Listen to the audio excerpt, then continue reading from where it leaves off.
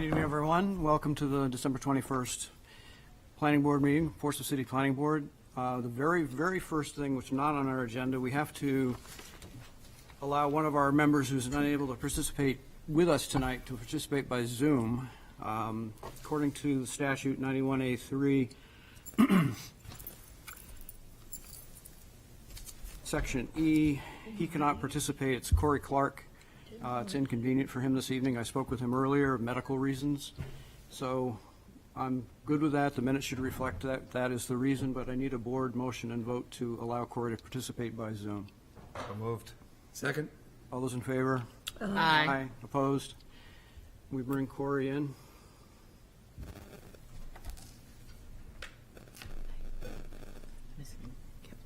Are you there, Corey? I believe so. Can you guys hear me all right? Yes. Excellent. Excellent. Thank you. Sorry about that, and I appreciate the assistance. Appreciate your participation. So the first item on the agenda that everybody has is the capital improvements plan. And just as we did last year, City Manager Karen Connor will introduce the staff people and give us a little introduction.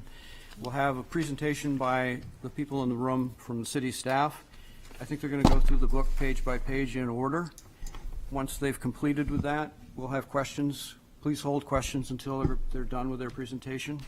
We'll have a public hearing at the same time after the board's questions, and then the board will take action on it. So, City Manager, would you like to proceed? Thank you very much. Good evening, Planning Board members. Thank you to the staff that are here this evening, and thank you to those tuning in remotely. We are pleased to present the capital improvement plan for fiscal years 25 through 30. For some reason, the year 30 caught us all a little off guard. Seems very futuristic and far out there, but it's 30. So what is important to note that I will go quickly through the introduction slides, but the point of putting so much information on the slides is so that folks can refer to this document at a later date when it lives on the website. Next slide, please, Ab. What we'll do tonight is a very quick review on what is the CIP and how does the process unfold. The Planning Board, as the Chair said, the Planning Board can ask questions of staff. We solicit input from the public during the public hearing, and then the Planning Board recommends a document to the City Council. Next slide. Briefly, what the Capital Improvement Plan is first and foremost a planning tool. It is not the expenditure of funds. This provides the city with a 6-year horizon that supports citywide capital investments. Next. What's important to note is how much time and effort goes into explaining what the document has and is. So please take a moment, if you are so inclined to read the CIP, spend a little bit of time on the introduction. It really helps to explain all of the complexities of the document. And of all the boxes that you see on the screen, the bottom right one speaks to explanation of funding sources. It's important to note that there are a variety of funding sources that make up the CIP, including the general fund, the special revenue fund for parking, the enterprise funds for both water and sewer for the ratepayers who could participate in that, and state and federal grants. Next. The CIP itself is broken up into sections. We will turn page by page as the sections are listed above. Thanks. Next. And at the back are important appendices that include all of the documentation that helps provide backup to the requests. As always, the first appendix includes citizen requests from since we started accepting and including citizen requests. That's a compendium of all of them. The second appendix speaks to state projects and so on and so forth. You'll see a studies list of all the projects and where they are in terms of evaluation. There's a historic document index and a whole appendix devoted to each of the 5 ward maps. Thanks. So the CIP this year, by the numbers, for FY25 includes a total of 99 projects. That is down approximately 10 projects from last year. 13 of these projects are new to the CIP for FY25, and when you start to get a feel for the element sheets, you'll look for the 25 and the project numbering, and that will tell you it is new. And of the 99, 2 were added during the citizen request project meeting, which is described in the next slide. This is the second year we've held a specific and separate meeting to talk about citizen requests. We received 95 submissions from citizens, of which 47 represented unique projects. As you can imagine, there were duplicate requests for certain items. So of those 47, we deemed 6 eligible for consideration. We deemed 24 or recognized that 24 of the 47 were already existing in our CIP or in some form or fashion, and 17 were requests that were best suited for another process, had already been funded, or did not fall within the purview of the city. Next. So there are 2 different ways to fund capital projects. The first is through capital outlay or cash or pay-as-you-go funding, and we have a long-standing policy of using no more than 2% of the prior year budget for capital outlay. And as you can see here, the proposed capital outlay percentage is 1.8%. The graph's a little hard to read far away. I can tell you in the current fiscal year, we are at 1.37. Things have been as low as 0.78 back in FY23 when we utilized lots of ARPA money to offset some of the capital costs, and a high back in 2017 of 1.97. So a proposed capital outlay percentage of 1.8 translates roughly to 2.49 million. This all can be found on page 40 of the CIP in the financial summary section. Next. The second way to fund projects would be through the use of debt service. And it's important to note here that just inclusion in a CIP does not mean debt service is applied or approved. It still needs a separate public hearing and vote of the City Council. And as the chart depicts here, the city's annual goal for debt service is to remain below 10% of the total budget. And as proposed for FY25, we are looking at 9.19% as compared to 7.69 in this current year. Next. A couple of slides that will help you understand and orient yourself to how to read a project sheet. So each project sheet, or element sheet as we'll call them, tells a story, if you will. And the way that this one shows, and this happens to be a fire department request, VE speaks to the project category. In this case, it's vehicles and equipment. The 07 is the year the project was submitted initially into the CIP. This was back in 2007. The FD means denotes the department it's representing, in this case the fire department, and then the project name and title is the digit number. Next. Other basic information can be found in the blue and the white boxes, along with evaluation criteria, and then as mentioned, the identification of funding requests and sources. As mentioned previously, we have a variety to pick from. Next slide. On the right, you'll see a project description, and those get updated every year. You'll see links to studies cited and other pertinent websites. We've made a point to make sure those are current and able to be clicked if you're looking at the document electronically. And notably, in the green box, sort of 2/3 of the way down the right column, would be notes on major changes to the funding or project scope, things that would have been different from the previous CIP if it was included. Next is my last slide. This speaks to the process. We are at the red circled date, as you know. This evening, it will be the first opportunity, but certainly not the last, to solicit public input, from which the Planning Board will make its recommendation to the Council. On January 17th, the Council will hold its CIP work session. At the first meeting in February, the Council will hold another public hearing. And at the first March City Council meeting, we will look to adopt the CIP so that it can be included in the budget document moving forward. So with that, I will turn things right over to Fire Chief Bill McQuillan. Good evening, Chairman Chelman and members of the Planning Board. First project this evening I called your attention is the ambulance replacement program. This is to keep the ongoing vehicle replacement and keep the ambulance fleet for the city within its useful life.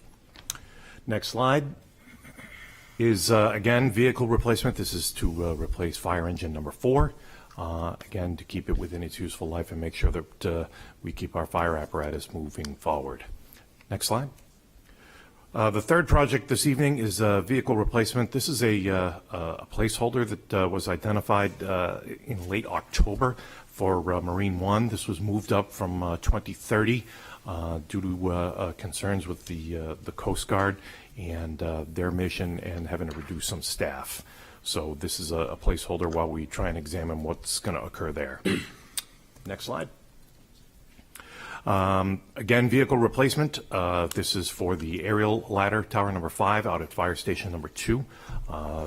A vehicle that was originally entered into service in 2007. Next slide. And again, in year 29, this is another fire engine replacement program, along with the next slide, which is our final vehicle replacement in fiscal year 30. Next slide. Our personal protective clothing replacement project. We try to keep all of our firefighters' ensembles within 10 years of their original purchase date, and a second set as well, so that every firefighter has the ability to decontaminate and wear a second set of protective clothing in the event that the first one is contaminated. And as you see, that this is a 3-year process, and we're entering year 3 of that. Next slide. Good evening. In the police department, we're looking for some new equipment. Body cameras, we spoke about before. This would be new equipment to the police department for FY25. This has gone through a governor's commission on law enforcement recommendation throughout the state on advocating for police departments to add body-worn camera, as well as resident group here in Portsmouth that had made a request previously for the police department to add body cameras. And I, as a chief, also am asking for body cameras for the safety of our own officers. At this point now, we've reviewed one body camera. We have scheduled for another company to come in to demo.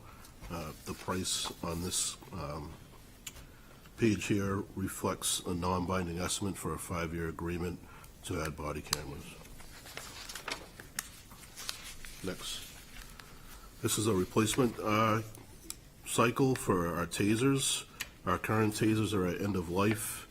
The tasers that we had previously had, the estimated life frame was approximately 10 years, 10 to 12 years. As the technology advances, tasers are now becoming like cell phones, and they're coming out with new edition and new models a lot more frequently. So this new model here, the life expectancy is 5 years, so we're trying to get on a 5-year replacement plan. But as you'll see, in the cost has significantly gone up with the advanced technology and the equipment getting better. Taser 10 years ago was $700. They've now gone up to $7,000. So that's with a significant increase. Move on to the next slide. And this is our biggest request from the community, is obviously enforcing speeding. So in order to do that, we need to replace and update our radar equipment for end cruisers and handheld cruisers. This is a request to replace our 12 radar units and 2 handheld units.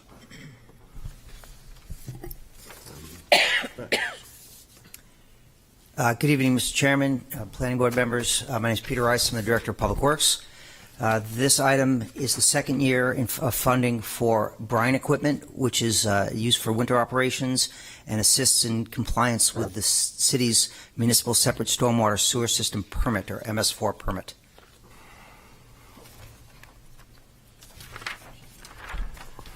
This project is the fire department security upgrade. This is the, upgrade. This is the second year of the project, where we're looking to expand key card swipe access, video cameras, and monitoring for inventory control and personnel and equipment safety in the fire department facilities. Next slide. And this is our roof replacement project for fire station number 1. The roof here is is approaching 30 years old and is in need of repair and replacement. Next. As many are aware, we're in the process of trying to get a new police facility. In the prior FY22, $1.4 million has been approved to fund preliminary designs for a couple of different sites. FY23, we have $2.8 million allocated, but still needs to be bonded out and approved.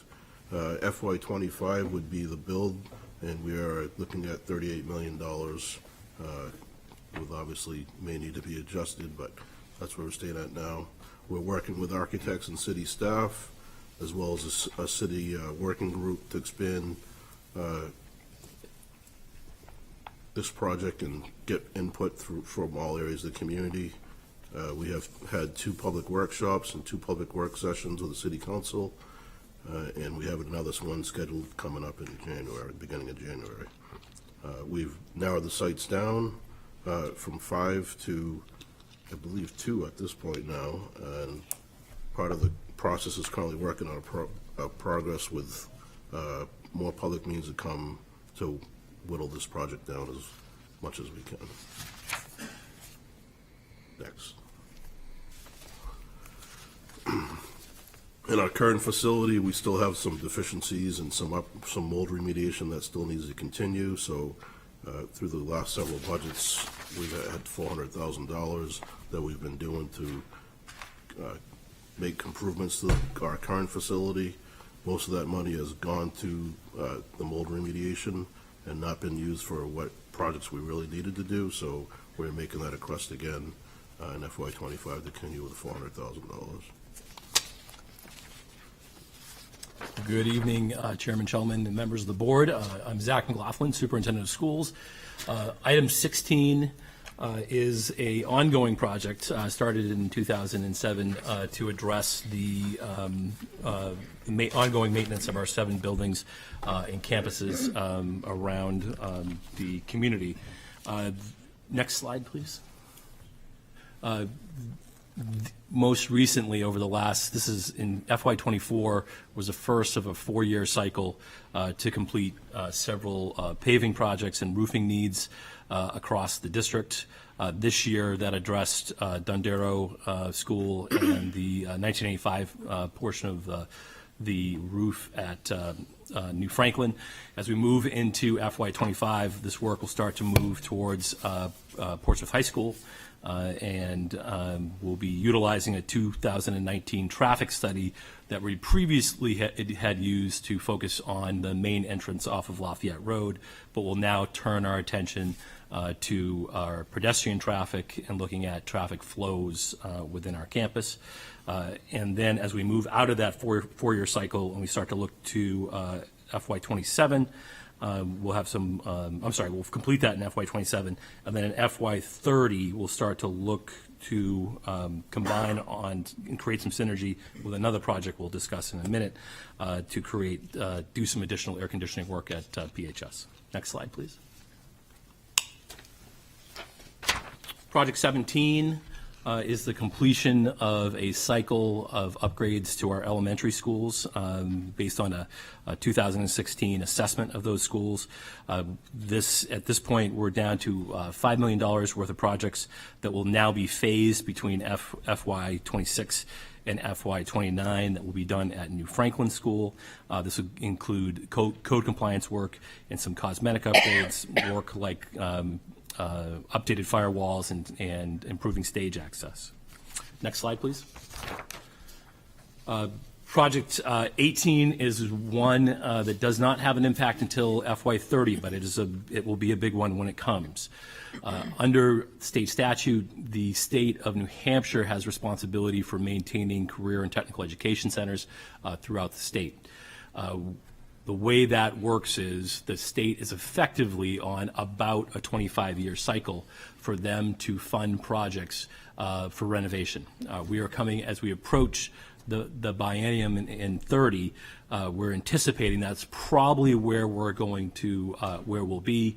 And at that time, based on statute, the state will be providing no less than 50% and no more than 75% of the funds necessary for that project, but we will need to have matching funds available to cover the rest. At this point, we estimate that would be a $3 million contribution from the local community. Next slide. Good evening. I'm Judy Belanger, Director of Finance and Administration. This first project for finance is permanent record storage facility. The state requires us to keep certain records that are labeled as permanent in accordance with the state statute. We currently have a room located in the basement of City Hall, which was renovated in 2017. This room is environmentally secured to protect the documents that we have in this room. The room houses records from several of the city departments. But as this room is now at full capacity, we are currently working on identifying and seeking alternative homes for additional records that we need space for. The current request for FY25 is $25,000. Funding in FY24, just as a note, was reduced to zero. The next project is the restoration of historic documents. Several years ago, we found 2 rooms down in the basement that we had no idea that they were there, and we found them full of about 1,200 historic documents that were not stored properly when we originally moved into this building. And these books were found in disrepair, broken down, they were contaminated with mold. We began this restoration project about 5 years ago. These books are scanned, cleaned, and repaired. Some of the pages have to be encapsulated or repaired or mended, but to clean these documents for historic information. Funding of this project is shared 50-50 with the City Clerk's Office and the Finance Department. We are requesting $100,000 in FY25. This will actually only do about 30 so books to 40 books. Recently, we have applied and received our 7th consecutive Moose Plate grant from the state of the New Hampshire State Library. This helps leverage the cost of repairing these books. To date, we've received about $65,000 from the state. However, we have several remaining documents that will cost in excess of $2.5 million to repair. The disposition of municipal records, this project is for scanning and digitalizing permanent records that staff actually uses on a day-to-day basis and are not stored in the city's archive. Digital backup of these records is to protect the information that we have in the case of a disaster such as fire or a flood.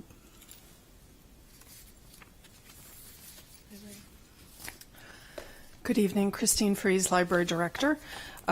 In September of last year, the City Council and the Mayor established a Blue Ribbon Task Force on Historical Archives, charging the committee with exploring options to create a public-private archive that includes the types of things that Judy just mentioned, held throughout the city, and to determine whether there could be some partnering and cost savings for the entities to protect Portsmouth history.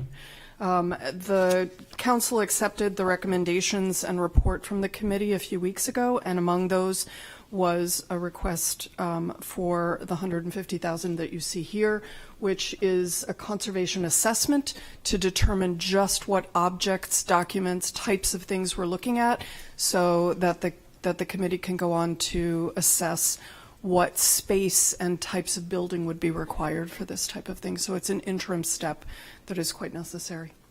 Thank you. Good evening, Mr. Chairman, members of the Planning Board. My name is Sean Clancy. I'm the Assistant City Manager for Economic and Community Development. This request came in from the citizens' input, and earlier in this calendar year, the City Council established the Public Art Review Committee. Their primary responsibility is to administer the Percent for Art program that we have here in Portsmouth. And as the group met, there was a request to go out to apply for federal and state grants to bring more matching funds into the city of Portsmouth for public art. And this request is to have some seed money, because many of those grants require matching funds when applying for them. Good evening, Kim McNamara. I'm the Director of the Portsmouth Health Department. And the Health Department is requesting funding for public health emergency planning and response. The first $250,000 is to outfit an emergency shelter with an additional 204 durable medical grade cots and 2 additional 24-foot trailers to transport and store those. This will increase our local emergency sheltering capacity to 250 residents, or slightly more than 1% of our population. The additional funding will address 2 other items of concern. One is a dedicated and secure space for the stockpiling, storage, rotation, and distribution of PPE and supplies necessary to combat future disasters and emergencies. This will allow us to prepare for an emergency so we're less affected when supplies and equipment are not available, such as we saw during COVID.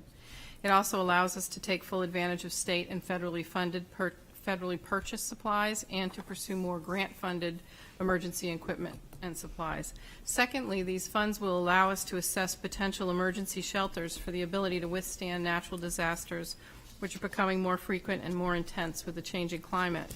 When needed, these funds will also be used to reinforce existing buildings to more stringent standards than they were built originally. An important component of public health emergency planning, response, recovery, and resiliency is to keep critical infrastructure online so the community can recover easier. And this funding will help us to identify, assess, and reinforce alternate buildings to be safely used in various type of emergencies and natural disasters and not take the schools offline. Thank you. Good evening, Peter Britz, Director of Planning and Sustainability. This first item is for $500,000 to be set aside for land acquisition to augment the city's conservation fund. This funding would be for fiscal year 25, but also again in fiscal year 29, which would bring that total to $1 million, which would augment the city's conservation fund and make it possible for the city to apply for grants and leverage funds for big projects that we might see on the horizon. Next slide. This item is for $50,000 to create a second part to our Historic District guidelines. These are guidelines and directions for the Historic District Commission. One of the important parts about this is to have guidelines that are supported by the master plan and consistent as we update the community's vision.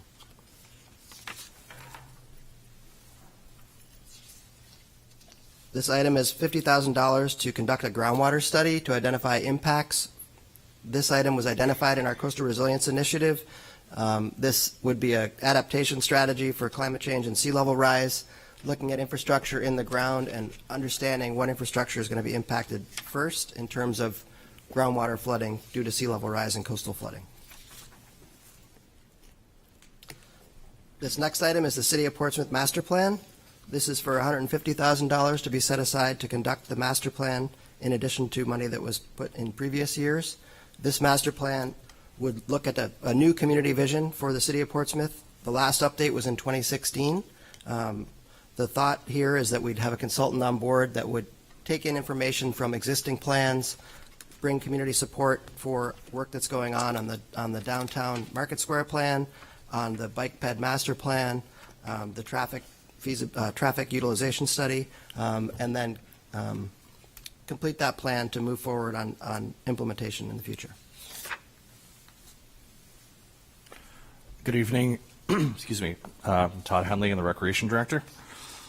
First off, first project is the indoor pool facility needs.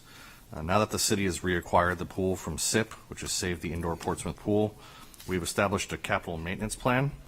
Recently, there was a trust set up from the remaining funds that SIP had when they disbanded, and the trust will give 35% towards capital projects. Upcoming projects include locker room and carpeting upgrades. You'll also see an increase in funding in FY29 for the construction of new dedicated parking spaces. Currently, the pool only has 22 parking spaces, 20 regular and 2 handicapped, and at times like Aqua Fitness, employees and patrons are parking on the grass, so we are trying to create more spots for future programming. Next slide. The next project is the South Mill Pond Playground. Using FY24 funding, we are currently creating a master plan and playground design for the South Mill Pond area.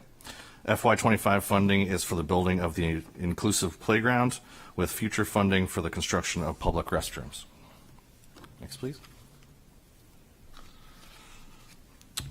This is existing outdoor recreation field and facility improvements. This is a recurring project that addresses drainage issues, improving playability, and court upgrades. Funding was reduced to $75,000 for FY25. Next, please. This is additional outdoor recreation fields. This is to complete field number 2 at the turf field complex. This is currently in the design phase for the second field, with FY25 funding for the construction of the field. Future funding is for design and construction of the third and final field.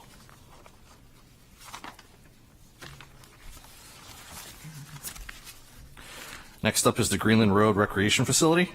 The skate park was completed in FY24. In fact, breaking news, just opened this afternoon, so that's good stuff.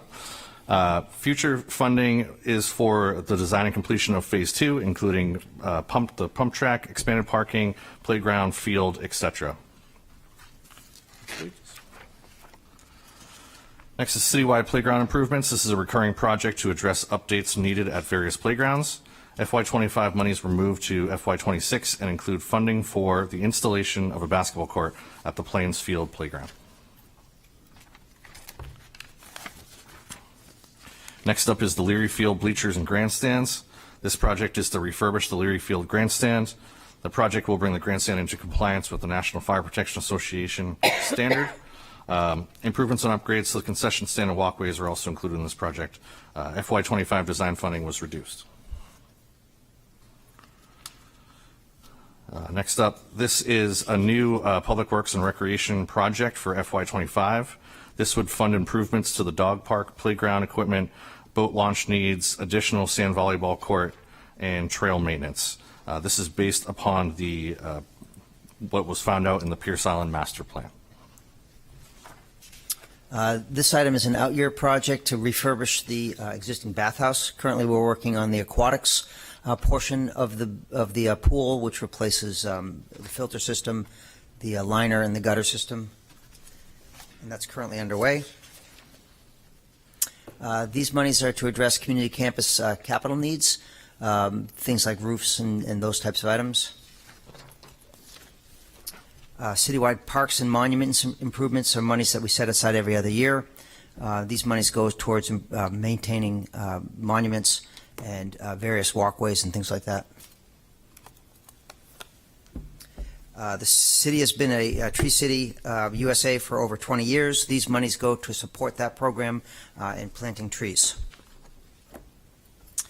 The Prescott Park Master Plan was approved by the City Council in 2017, and due to funding constraints, it has been broken into phases. The first phase was further broken down due to additional costs, and during last year's CIP process, the City Council requested that we expand the scope of the first phase to include an addition, and this year's request recognizes that by additional $4.5 million. In addition to the overall master plan, there are ongoing capital needs at the Prescott Park, such as replacement of windows and roof maintenance and dock maintenance. These capital monies go towards those routine maintenance items. As you all may know, the City Hall's air handling system is antiquated, and it's been we've been working on repairing it. The monies identified here are to continue those efforts with significant improvements to aspects of the HVAC system here at the City Hall. The recycling solid waste transfer station is an out-year project that would be expanded to the back of DPW. It would include a swap shop, which has been requested by residents. The city's Historic Cemetery Committee has put together a list of items, and it requests annually monies towards addressing items at their historic cemeteries.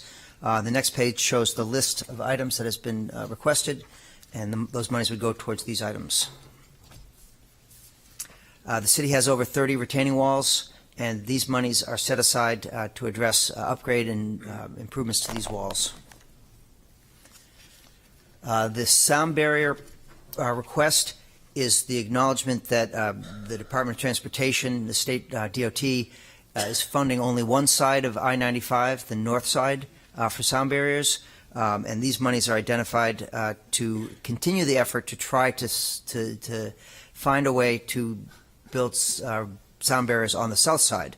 We currently have about $250,000 available, and these monies would be used to start a process that we see available once working with DOT.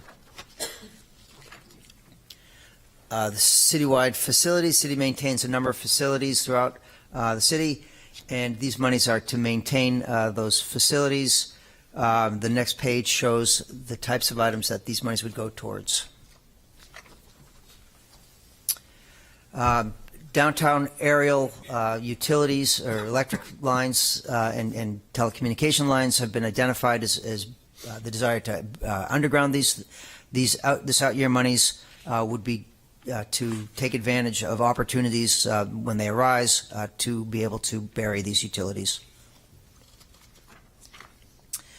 City Council has requested that we expand our charging stations for electric vehicles throughout the city. These monies would go towards expanding those efforts. This project was bid previously, and we didn't have adequate funds at the time, and it has been brought forward and escalated a little bit to adjust for inflation. But there's a wetlands permit or shorelands permit that is near its expiration date, and the decision needs to be made, and that's why this money is being pulled forward to 25, whether we expand and replace this deck or not, or the pier. The Hanover Garage is currently under construction for renovations. These monies are identified to cover additional costs associated with the upgrades.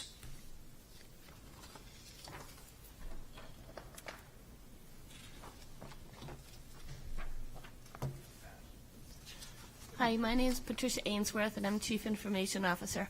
What you're looking at here is our expense for upgrades and replacement of hardware across the city. Computers, servers, and like are listed in the project. This is a recurring request each year.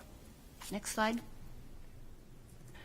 This is where you see the breakdown of exactly which departments and which types of equipment that we would be replacing.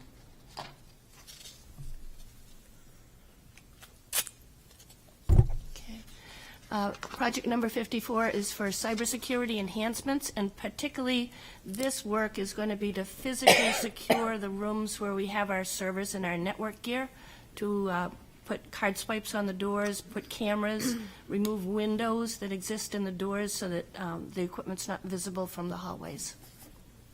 Next slide. The next project is financial software upgrade. Our current financial software system that we use was implemented back in 2000 from the Y2K era, with several upgrades in the last 24 years. However, it is time to begin the process now of researching and implementing either a new software or a significant upgrade to our current software to get us cloud-based. This will also increase efficiencies, productivities, and better serve the city government and its citizens. Funding for FY25 is $300,000. We currently have approximately $575,000 in reserve, and this funding would bring this reserve up to $875,000. This process of implementation of either a new system or engaging in a significant upgrade to the current system will take about 24 to 36 months to complete, and is anticipated to cost in excess of $2.5 million. This project is the maintenance of the city's parking lots. We have 5 metered lots, 6 unmetered lots, and the monies go towards restoration of pavement and maintenance of these lots. The parking division has pay and display meters that require maintenance and upgrades periodically. These monies go towards those operations. This funding is in fiscal year FY26, and this is funding for the New Hampshire Seacoast Greenway, which, as many of you know, is underway in construction. That construction, however, isn't expected to be completed till the fall of next year. So we're anticipating we'll put this money in towards improvements on the city portion of that trail. This funding is for implementation of the bicycle pedestrian plan. The bicycle pedestrian plan was completed in 2014, and these monies are to implement the recommendations in the plan. Just for an update, the bike ped plan is out for bid right now. There's a pre-bid on January 3rd, so we'll be looking at the people bidding on the plan and have a new plan within the next couple months underway. This item is for the Market Street side path. Again, this is in FY26. This is for $160,000 for the Market Street side path.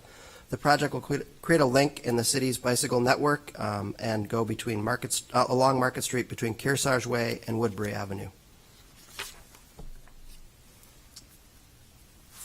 This item is for the US Route 1 side path. This project calls for the creation of a walkable, bikeable connection along Route 1. This study is started up again. It had been slowed down, and now it's started up again. We have money in an out year because the study needs to be completed before we can put funding towards it. So this is FY26 funding and 27, where the first year will be more planning and then implementation. And this is for US Route 1 sidewalks, crosswalks, and signals. So this again is improvements along the Route 1 corridor, and it's scheduled for FY26 as well for $135,000. This project would be to take advantage of work that's being done as part of the Cinemagic development.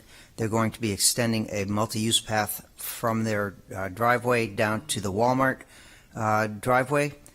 And this project would extend the multi-use path down to Banfield Road to the new rail trail to provide access for the new residential folks there.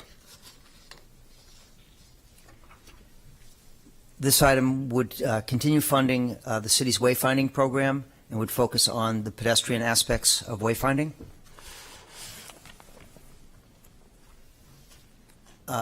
This project is being revisited as part of the master plan that Peter mentioned, but it would, if it was executed, would create a multi-use path down Middle Road to provide residents access to recreational areas as well as safe passage down to downtown. The Market Square upgrade identifies monies in out years. Currently, we're in the process of selecting a consultant to do the master plan, and these monies are intended to help implement the phased recommendations from that master plan. Biennially, we identify, we set aside money for citywide sidewalk reconstruction programs. And these are monies that would go towards improving sidewalks on the next page that are identified. Projects are done based on funding availability and synergy with other projects. So we try to take them as we can. This item identifies money set aside for upgrading the city's traffic signals. And there, we set aside monies over time to be able to do these projects. The next project that you will see will be Middle Street Miller traffic signal upgrade. Similar to the traffic signals, we set aside monies for intersection improvements. The next anticipated intersection will be the Greenleaf Lafayette Road intersection, which is, has been identified as a concern for residents.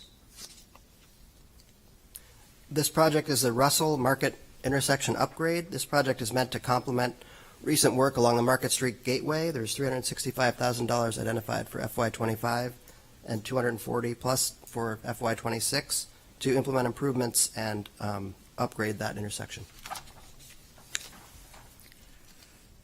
These monies are identified to match a state project to replace the railroad crossing, and this is the local match. City owns a number of bridges. These monies are identified to provide upgrades to these facilities. This monies that are coming forward are identified for the Bartlett Street culvert, which we are going to be doing a Bartlett Street traffic calming project as well as some water work.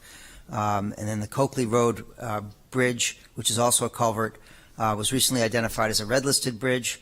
So that design is going out for RFP. And then there was a pedestrian bridge that goes to Borthwick Avenue, which needs some minor maintenance or upgrades. The Kate Street Bridge is scheduled to match state bridge fund, state aid bridge funding, and we're anticipating replacement of that in 28. The Coakley-Borthwick connector roadway is identified to explore the possibility of creating a connector from Coakley Road to Borthwick in the eventuality of the traffic signal that is currently at Cottage and Coakley being removed. If that was the case, it would be a right turn only on that, and residents in Coakley would need a way to get to a signalized intersection to be able to turn left and head north on the bypass. This ongoing traffic calming funding is to address areas throughout the city that have been identified and requested by residents, as well as the Parking, Traffic, and Safety Committee. Similar to the sidewalk rehabilitation work, we biennially set aside money for street paving, and the next page shows a list of backlog projects. Similar to the city's pavement management program, we're responsible for the Pease Tradeport roadway, and these monies would go towards upgrading roads at the Pease Tradeport, which are identified on the next page. Junkins Avenue is in need of significant upgrade. In addition to roadway, there are 2 culverts that need work. As in addition, and sidewalks are subsiding and need improvements as well. Pinehurst Road improvements is a drainage request. It's an out-year project, and it's an out-year that's requested to address drainage concerns. The next one is Madison Street roadway improvements, and this is to improve parking along the edge of the road and better define the edge of the roadway. Good evening. Excuse me. Brian Getz, Director of Water, Deputy Director of Public Works. I'm here tonight with Eric Fiedler, our city engineer. We're going to go over the water and sewer projects, and together with Peter Rice, we'll talk about the combined projects. But as always, before I start, just remind everyone that the water and sewer projects, unlike a lot of the other capital projects mentioned here tonight, are funded by the users of the water and sewer utilities, and so they are not tax-based. Our first project, annual water line replacement, we have increased this number. We fund bond monies every other year to replace water mains, aging water mains in the system. So we have bumped this up from $1 million every other year to $1.5 million, just due to the increasing costs and needs in the system.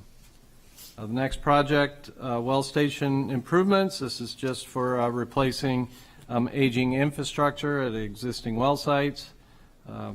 That's a FY26 project. The next project, reservoir management. We currently have a study underway by our engineering consultant identifying upgrades to the reservoir and the actual pre-treatment of the system, and that project will identify moving forward the monies that we will spend in FY26. The next project, water storage tank improvements. We currently have a study underway identifying needs for the water storage tanks, and once identified, the monies in FY25 are for design and preliminary analysis of moving forward with that project, and the FY27 monies are to actually construct. The next project, ironically, the Madbury Water Treatment Facility, though it's the new treatment facility, it's almost 15 years old. And as I also always mention, once we turn on a piece of equipment that is in any of the water or wastewater treatment systems or the pump stations, it's essentially turned on and on 24/7, 365 days a year. So these monies in FY25 will begin replacement of some of the bigger pumps and infrastructure at that facility, and then FY26 and 27 monies as well. All right. Good evening. My name is Eric Fiedler, city engineer. The first project I'm going to talk about is our annual sewer line replacements. This is a recurring every other year funding to replace aging and degraded infrastructure. And the goal for these monies is try to find efficiencies by replacing complete streets. So if we have opportunities on the water, stormwater side, we try to package these projects together to get more value for our dollar. The next project is the Pease Wastewater Treatment Facility. This project has significantly changed in the past since the last funding cycle. One of our large industrial partners has changed their the wastewater needs. So we've de-scoped the project, so now this is about a $25 million project. Right now, we're at 30% design, and we anticipate a value engineering study progressing in the next month or so. And we anticipate construction starting in 25. Next project is the wastewater reuse at Pease. This is a feasibility study. This is to update our existing 2006 water reuse study. We put the RFP on the street. We did not get any bites, but we're looking to engage with the consultant to update the study and look for, and then the funding dollars are associated with out-year work that potentially could come out of that or out of that feasibility study.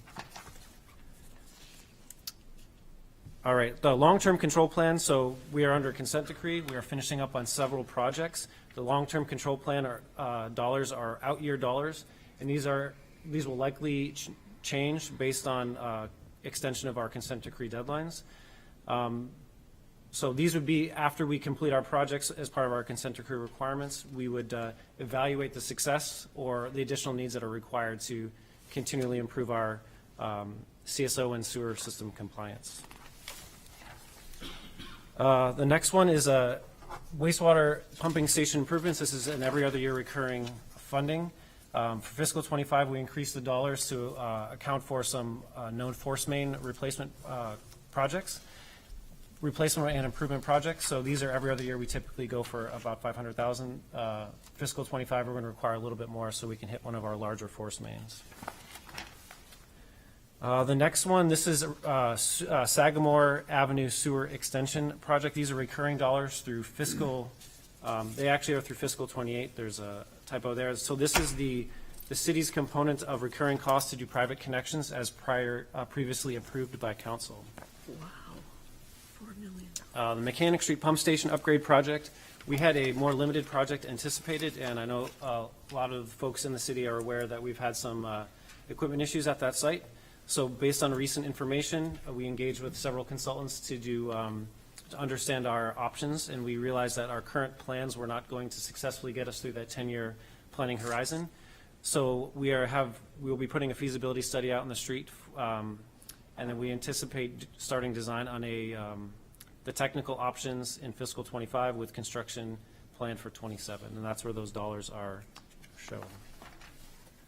The next project is at the Pierce Island Wastewater Treatment Facility. Even though it's a new facility, it's still an upgrade to existing older equipment. So the fiscal $25 or to add the additional screw press that was value engineered out of the project.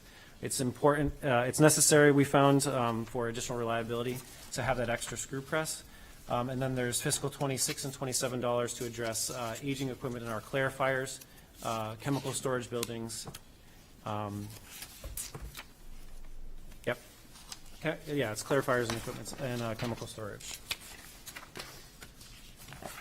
This is out of order. Let's look up here. Okay, Fleet Street. So this is one of our last consent decree related projects. We've run into some real property issues and permitting requirements. So this is a combined project with funding from water, sewer, and stormwater. This will separate those utilities, and this is identified as being a phased project so that we can mitigate some of our schedule risks. We have split it into 2 phases thus far, and we might sequence it as a 3rd phase, just so we can get this project done sooner than later. The next one would be citywide storm drainage improvements. We've added recurring dollars, about $1 million per year. We've identified some deficiencies in our storm drainage infrastructure that has been kind of becoming more problematic. So this is combined funding from general fund and sewer. And we have several projects in the pipeline right now, and we anticipate having significant spending through those out years as sequenced in. All right, Chapel Street, this is another complete street project. We have increased the cost from the previous planning years due to increased bid prices, and but the scope has remained consistent. All right, this is another one of our combined projects. We have improvements identified for vehicle storage and maintenance space. We have very expensive assets, and keeping them inside so that we can extend the longevity is prudent. And we anticipate $3 million for fiscal 25. This is another combined project. This is the Creek neighborhood. It's a complete street neighborhood reconstruction. This is water, sewer, and stormwater improvements. We anticipate a phased project type schedule. The first phase of it is Bartlett Street. That is going out to bid in the next year. And it's going to be similar to delivery to our McDonough area projects. And we anticipate sequencing these out over a period of time so we can find efficiencies and we can use internal staff where possible. And the last one that I was going to talk about tonight is Lafayette Park and Monroe Street improvements. As part of our Willard Ave sewer separation projects, we have some additional opportunities across the street to do sewer separation in the Monroe Street area. This will allow us also to perform some stormwater improvements to manage flooding in that park area. So this is part of our ongoing process to separate the sewers and the storm drainage and also provide those additional benefits to the community where possible. Mr. Chairman, that wraps our presentation. Happy to take questions. Thank you. And just for the clarification, because that was an awful lot of information for the members of the public, we had a subcommittee meeting with staff last week. Mr. Hewitt, Mr. Mahana, and myself have spent several hours going through this with them. So this isn't the first time some of us have seen this information. So board members, questions for staff? Yes. I might have a few. You have the floor. I'm going to start back at the beginning. So we added in the new project for the Marine One for the fire department.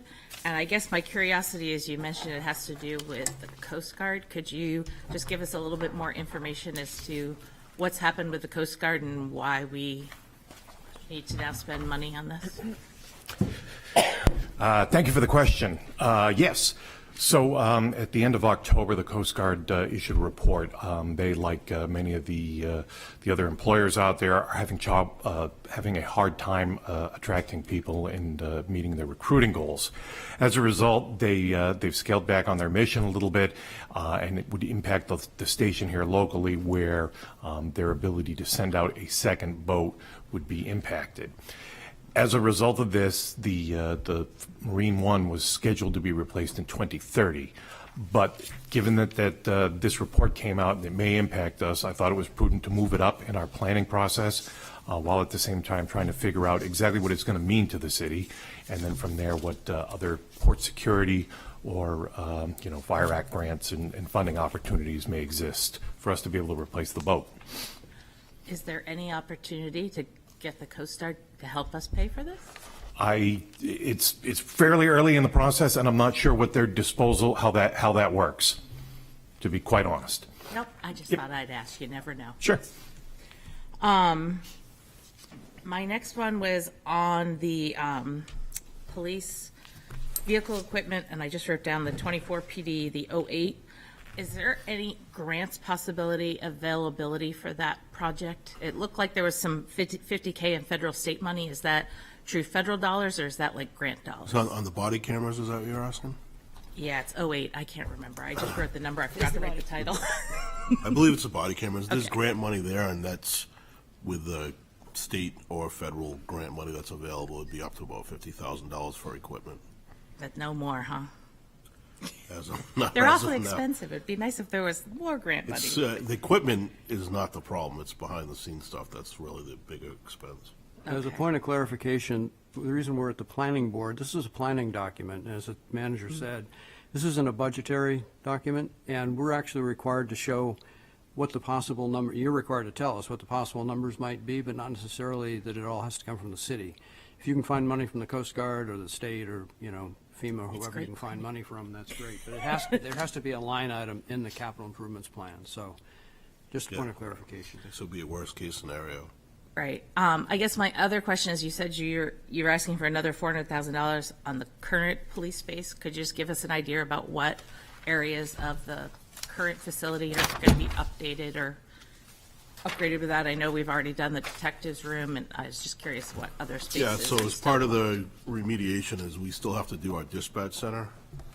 And in order to do that dispatch center, we have to work on actually Fire Station 2 and our redundant dispatch center.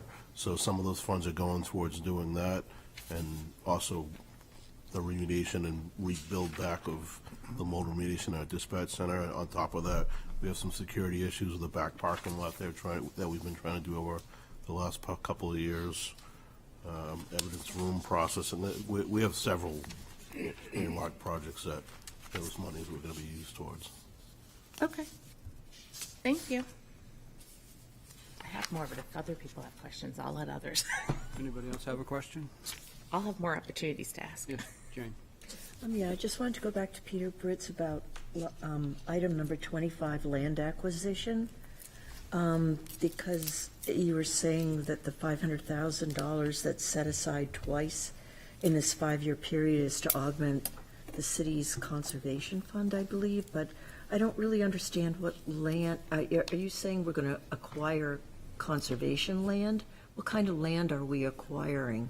That's correct. It would be conservation land, land to be protected for, wildlife, for open space, for stormwater quality, water quality, for drinking water, things like that. And how is that identified? So there's a process in the open space plan. We identified a whole number of parcels that could be purchased, but what typically happens is you have to be opportunistic. So this money is set aside so that when someone decides they want to sell their open space, we're able to seize the opportunity and work with the council to protect it. Okay. So this money is set aside for that reason, just to be able to be ready for that opportunity. Oh.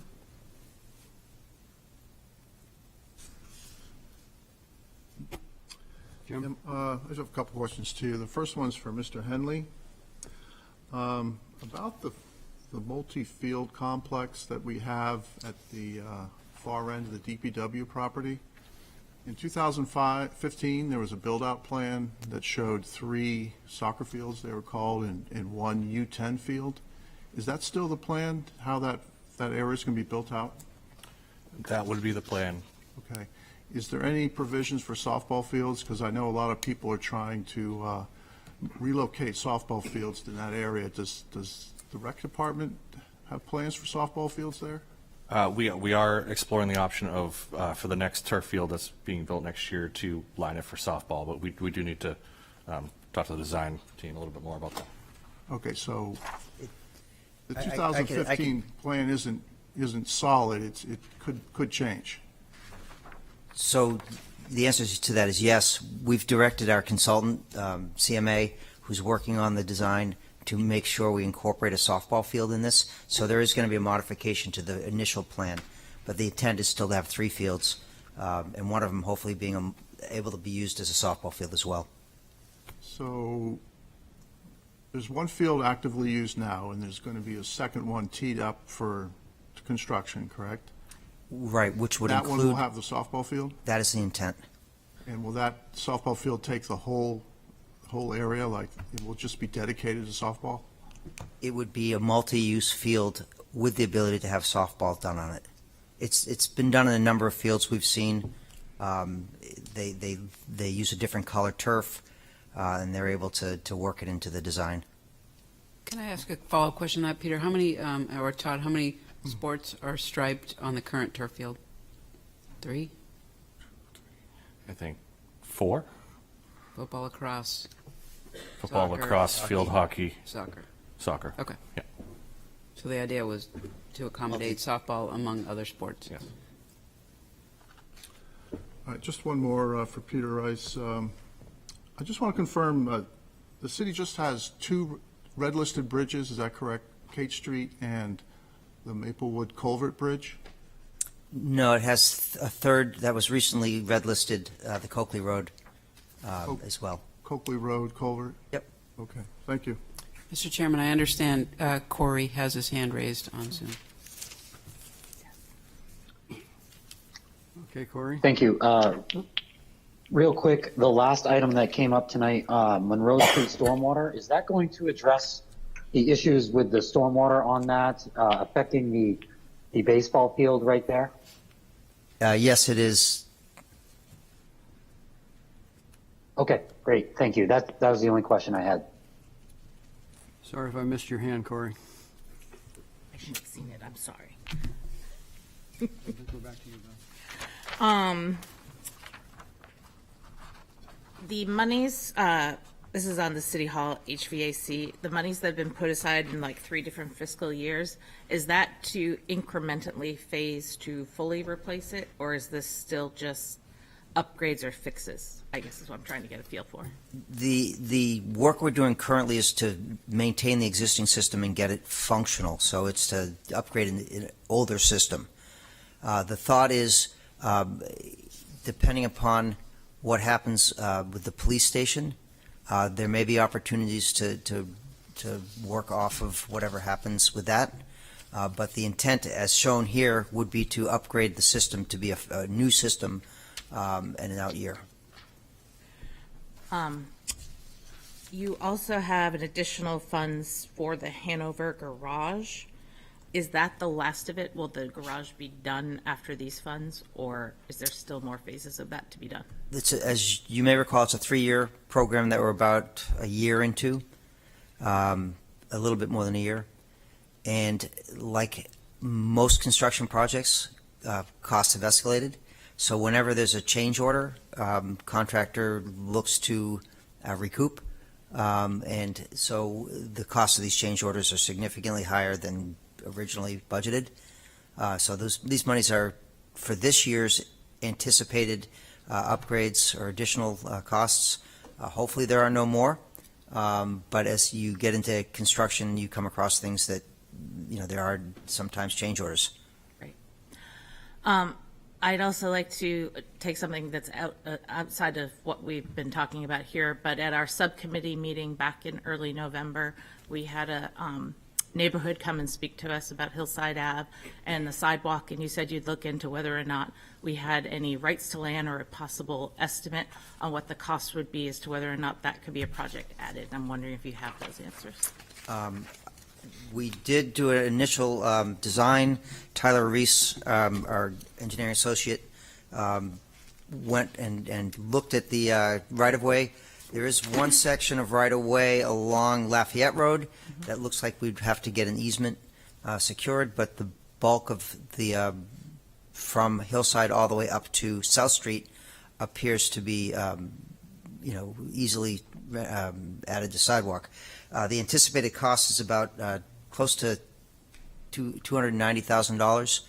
And that's for about 5 foot, 5-inch sidewalk, about 550 feet long. Okay, great. Thank you very much.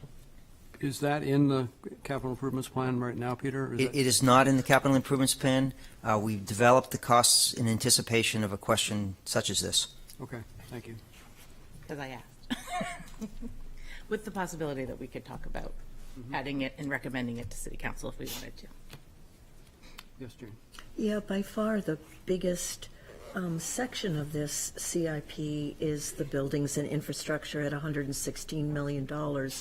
And then of that, the biggest line item looks like it's a placeholder. It's the $38 million for the new police station. So I'm assuming you're saying that we're down to 2 sites. I mean, I've seen it in the newspapers discussed, so I'm seeing that it's land that the city already owns, so the $38 million is total building costs. But could you just describe in a little more detail, like why that, what kind of building is needed for $38 million? Is it for an expanded or soon to be expanding, like police force? Is it to house your vehicles or more vehicles? What is inside that line item, please? Well, that would cover a whole new community policing facility. We're looking at that now to refine that to see exactly what that facility will be based on the amount of funds that we have available.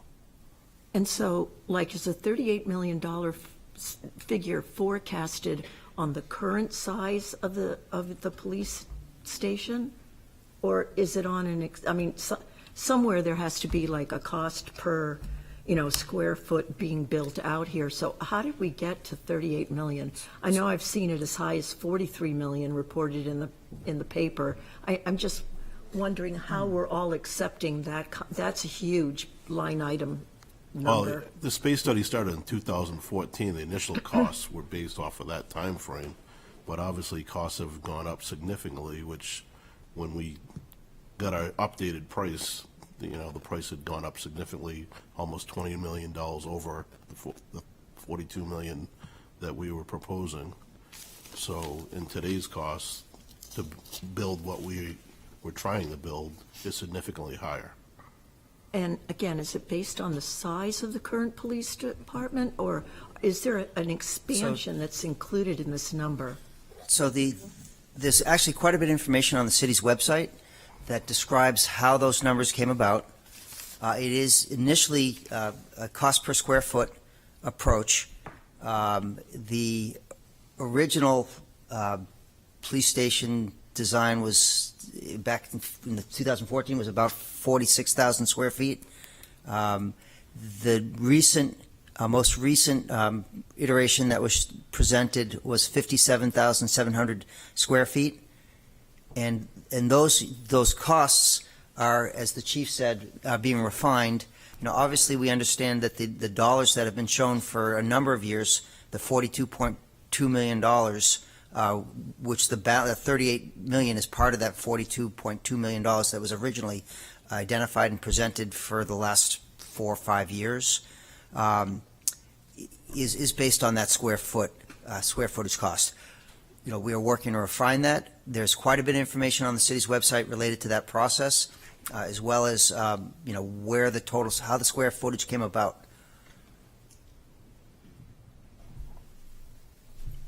I think you explained it, but isn't it basically that's a placeholder based on a design that was prepared, as the chief said, some years ago, and it will change once the plans have been finalized?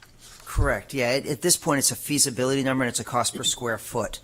But as you get deeper into the design, the number gets refined and gets improved. But based on current construction costs, we anticipate it to be in that range. And that was based off a conceptual design, until we have a site that's confirmed of where we would build the facility. We'll get more into what the facility will exactly look like and what will be included in that facility, which will be able to refine our costs. Okay, thank you. Any other board questions? Any questions of us? I'm going to open the public hearing if there's no other questions. The public hearing is open. Anybody wishes to speak to, for, against anything we've talked about?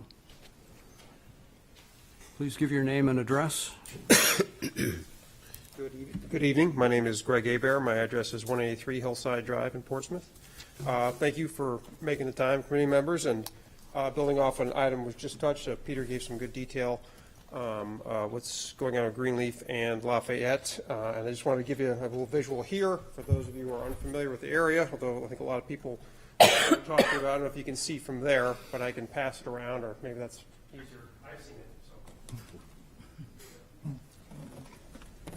So just a quick background. I'll kind of keep it as tight as I can here. But on last Labor Day weekend, the Friday before Labor Day, my middle schooler, along with the others who live on our street, took a cut through the ABC buildings, if you're familiar with that, the abbreviation for them, and took that to school and back. And then on Tuesday morning, at the end of Labor Day weekend, there was a fence up. And so the owners of the ABC building decided to block off an access point that was used by our neighborhood for safe access to the South and Lafayette intersection, which is the Lafayette Playground, which we've heard about, which is the town, which is to really everything north of us there. And so for us in our neighborhood, we met that evening, that Tuesday, because we were all kind of in shock of what had happened. And we said, okay, we need to figure out what can we do? What's our next steps? And a couple of things came out of a survey that we did. We determined there were 400 trips per week were happening from the residents of Hillside Drive. These were the people who attended the meeting. It wasn't 100% of the people living in the street, but it was most. 400 trips per week were through that cut through. And then anecdotally, we learned later on from one of our neighbors who's in her 90s that her son in elementary school used to use that cut-through. So we're about 4 to 5 decades of use of that cut-through, blocked off. And so that was the safe access point, because through there, through our neighborhood, you cut through landowner in Hillside, the land on the ABC building, and then you got to the sidewalk where it connected to the South Street Lafayette intersection, where it's light controlled and for pedestrians and things like that.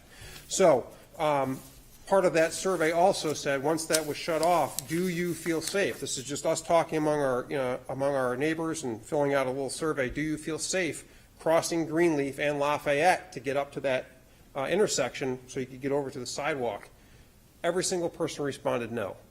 That's people of my age, people younger, people older, because of course it's not just school children that were using the cut through. There aren't that many of them. There's 29 school children in 36 homes, but that's people who use it to walk to town, people who use it for exercise, people who are, it's even, we have grandparents and our grandparents that come in and take their grandchildren out as well and use that for stroller access. And so all that changed in that moment, and so we said, all right, then we need to go on and do the next step.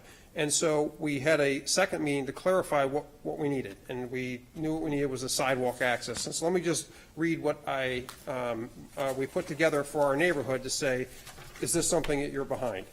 And this was a letter that we said, we're going to forward this to the city council.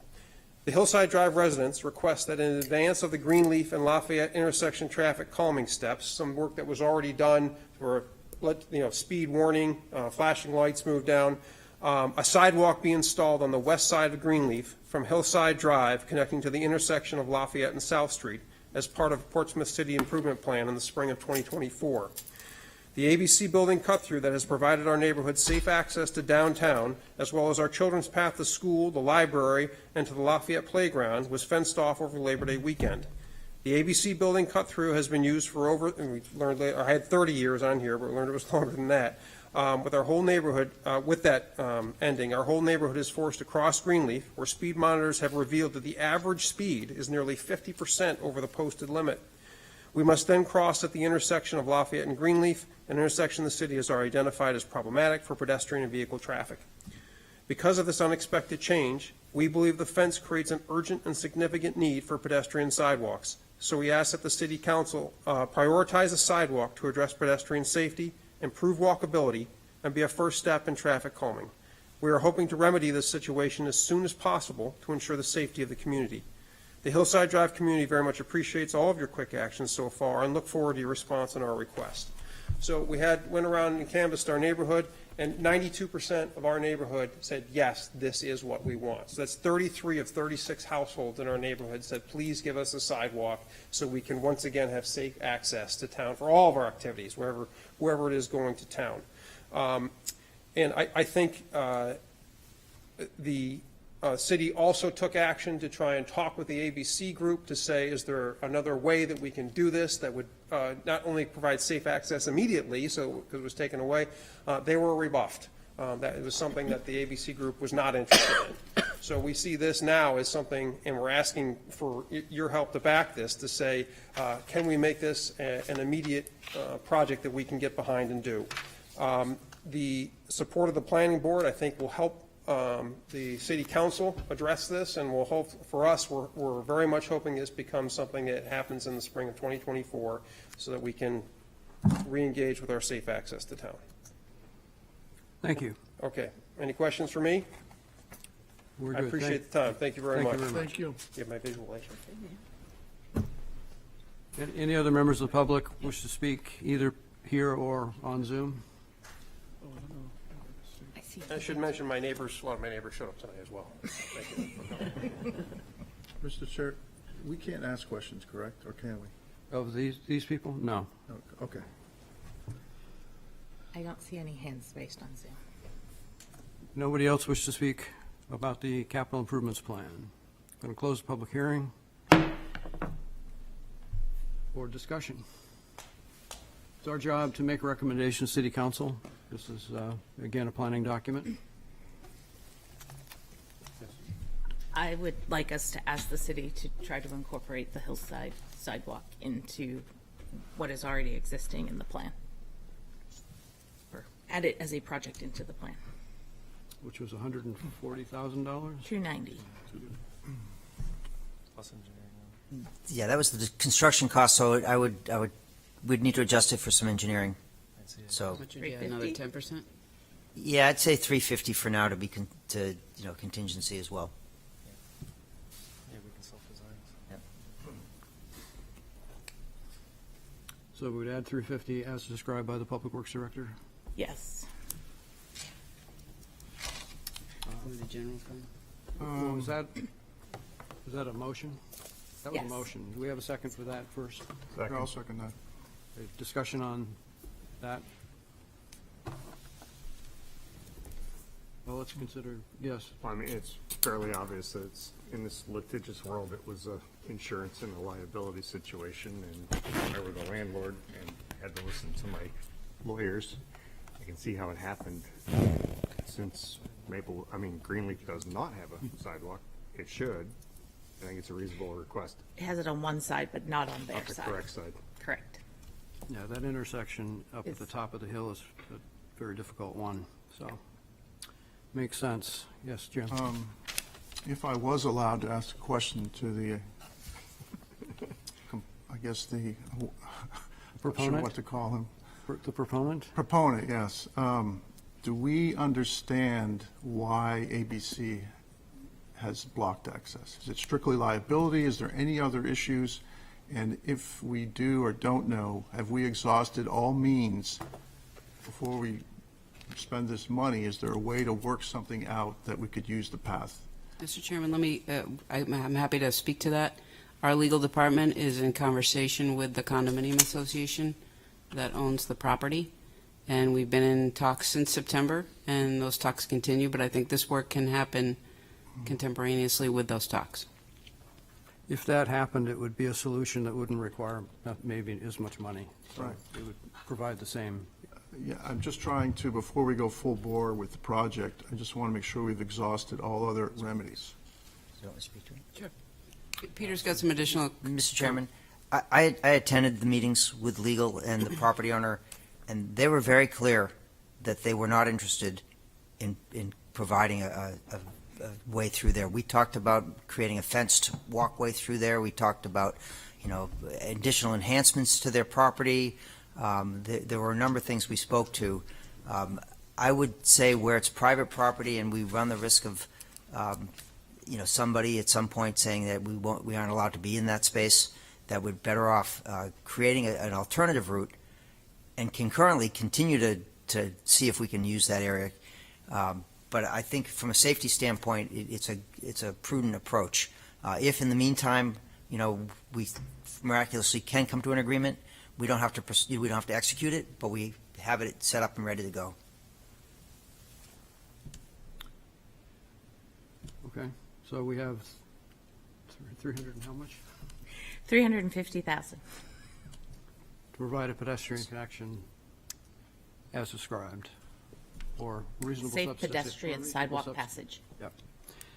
Any discussion on that? Any further discussion? All those in favor? Aye. We have to do roll call with Corey. Oh, correct. right. I'm sorry. Sorry. Sorry. Just So love it. let's, Peter, can I call on you to take the roll call? Is that, you can do it from there. Yeah, sure. I'll start. I'll just go left to right. Mr. Hewitt? Yes. Mr. Alameda? Yes. Counselor Moreau? Yes. Don't forget about me. I won't forget about you. Okay, good. Mr. Mahana? Yes. Ms. Bagala? Yes. Ms. Kennard?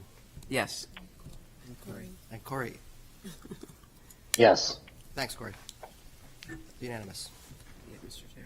I got Mr. Chair, didn't I? No, I didn't get Mr. Chair. Sorry, Mr. Chair. I'll say yes as well. Okay. Out of my position here. Thank you. Yeah. Any other?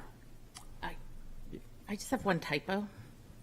On the project sheet for the Creek Neighborhood Reconstruction Combined Project, in the description, you still mention Islington Street. You just want to strike that out. That's it.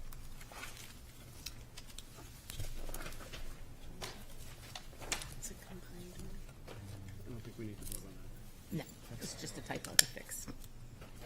Yeah, Mr. Chair? Yes. I'd going to float something to see how it goes, just to get the temperature of the board. But last year, we brought a water master plan forward, and the planning board unanimously voted to include that in the CIP for this current year. And the city council removed that. And I was wondering if the planning board thought we should try again to put a master plan project sheet for this coming year. I know we discussed that briefly last week, and I know the planning director said he didn't think we needed to spend the money. Mr. Chairman, if I could, the Deputy Public Works Director, Director of Water would like to address that, if that's possible. Certainly. Yes, this has come up quite a bit, but to clarify, we all the components of the master plan, which the last one was done in 2012, and actually I was on the consulting team that actually did that master plan. So as Deputy Director the last 11 years, I've been able to actually see the implementation of quite a bit which was in the plan. We currently have 4 things underway that are really components of the master plan. So I've discussed this with staff, and essentially we're going to complete the master plan. It just doesn't have to be in CIP. It's going to be an effort amongst staff. It's going to combine all the elements of the master plan. It will update that 2012 master plan with all the components, and we're going to take the products that are underway. We have tank inspection, the hydraulic model, which is water system modeling, which talks about system pressure improvements. We're currently working on lead service line inventory, which again will update all the infrastructure needs and components of the system. There is a Seacoast Emergency Interconnection Study, of which I'm the chair of the subcommittee of. We've just engaged the services of an engineer to undertake that. That will happen next year. So components of that is essentially part of master planning. So we're going to include that as part of the master plan. And we have 2 interns that we're bringing on board. We do every year. That part of what they'll do as an assignment will be to work on the water use demographics and some of the projections that are part of that. So we don't at this point to include it as a standalone in CIP is not necessary, because we'll just accomplish that as I said. So as I understand what you just explained, you will be doing, as a part of your normal duties, what was in the 2012 master plan? Correct. I think I mentioned last week, as a part of the master plan, the city's master plan, you will be getting a request from the consultant to do infrastructure capacities statements on everything? Yeah, thank you for reminding that as well, because those components all get rolled into it. Jim, does that help? Well, again, I've said it once, I'll say it before. I think our water system's very well run. And I think part of the reason for that is we have a long history of master plans and updating them regularly. I think they've been done every 5 to 10 years. And I think that's one reason why we have such a good system.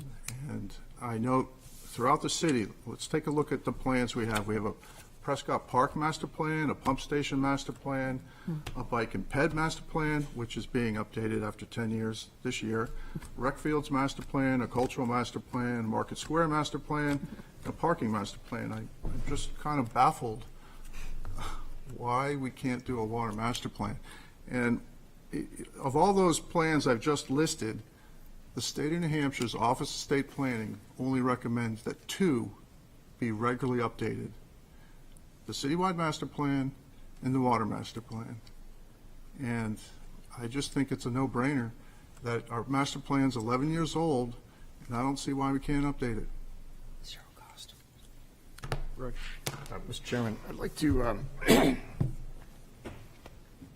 share Mr. Hewitt's concerns. And during our subcommittee meeting, there was kind of a tongue-in-cheek statement that he's in charge of the water master plan, or all things water. That's a single point of failure. He could get hit by a bus tomorrow or by a truck. I was hit by a truck. Making it a master plan, a water master plan, makes it a citywide document versus a DPW document. So I am also in favor of a water master plan. Mr. Chairman? To vote no to that, I think it would be foolish to identify funding in the CIP when what we're looking to accomplish, and I think we'd all agree that what we're looking to accomplish can be done with existing resources and with existing staff. I think it's fair to say that Brian single-handedly wrote much of the 2012 Water Master Plan. Is that correct? Together with consultants. Sure. And I think what's important here is that we can achieve what Mr. Hewitt is looking to achieve without adding to the CIP. And I was leaning in a similar direction, wondering if this is a question of semantics. If the DPW is going to produce a report that contains all the information and entitles it a master plan produced by the Public Works Department, you know, do we need, I guess the question is, do we need a consultant? Is that your question?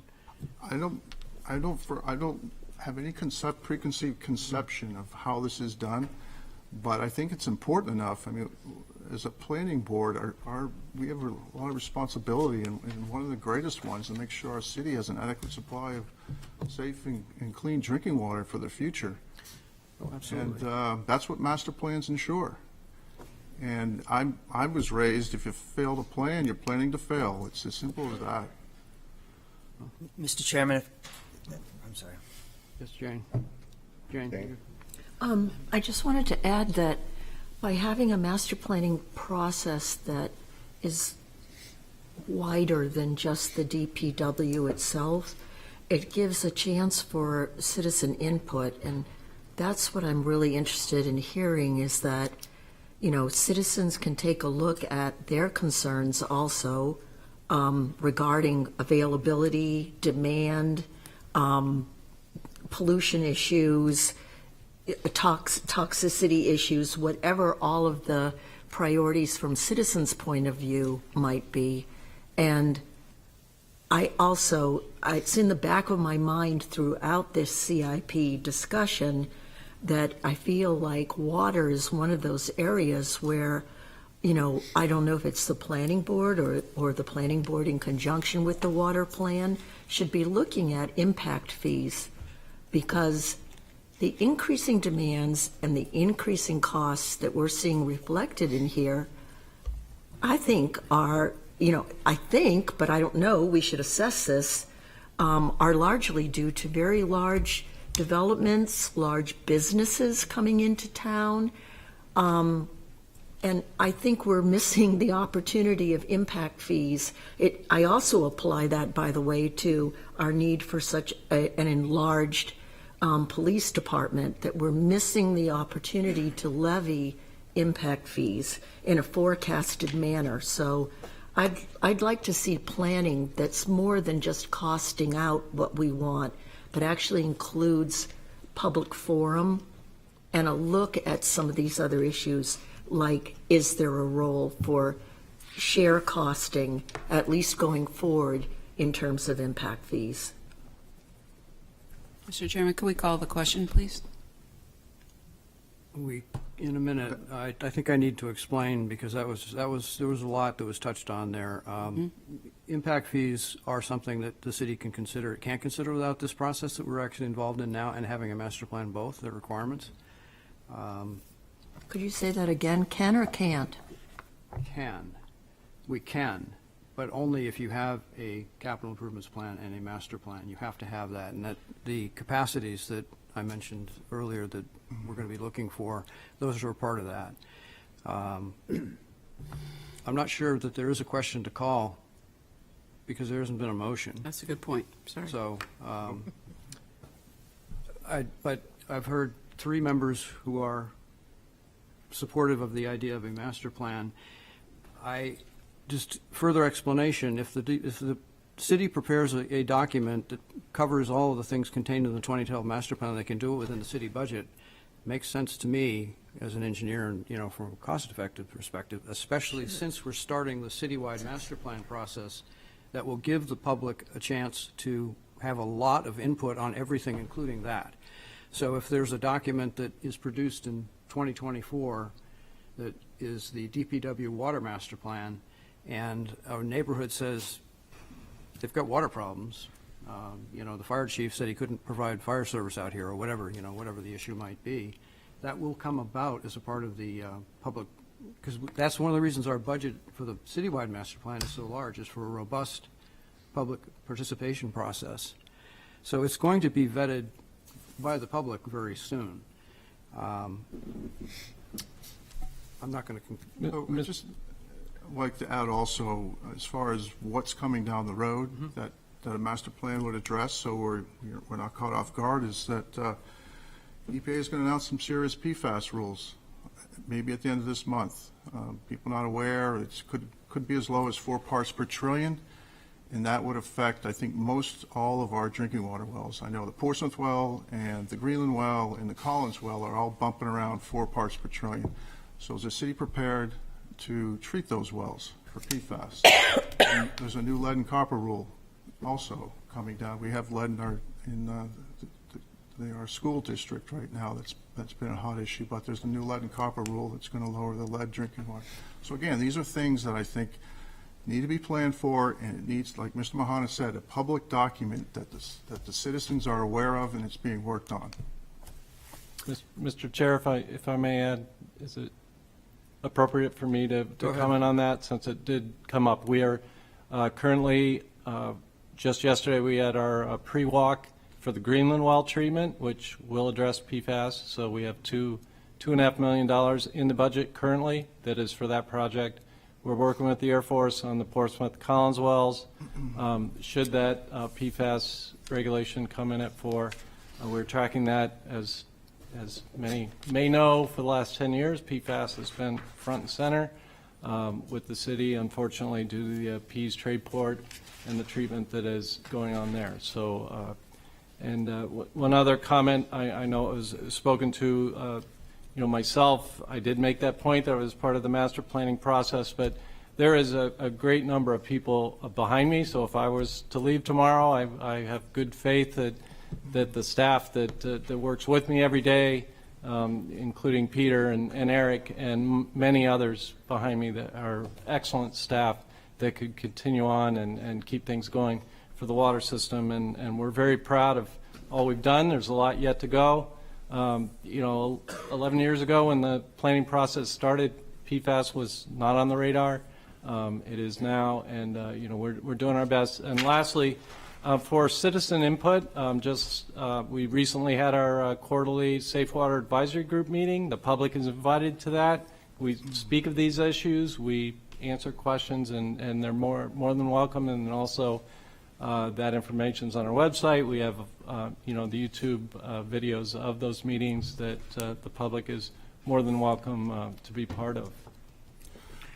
Well, I'm going to wrap this up, but if the DPW is prepared to produce a report that updates the 2012 master plan, water master plan, and entitles it the 2024 water master plan, that satisfies me. It may not satisfy everybody here.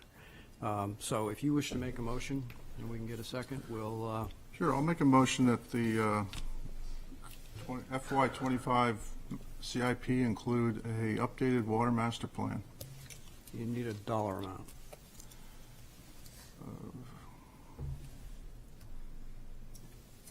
$100,000. Second. Any discussion?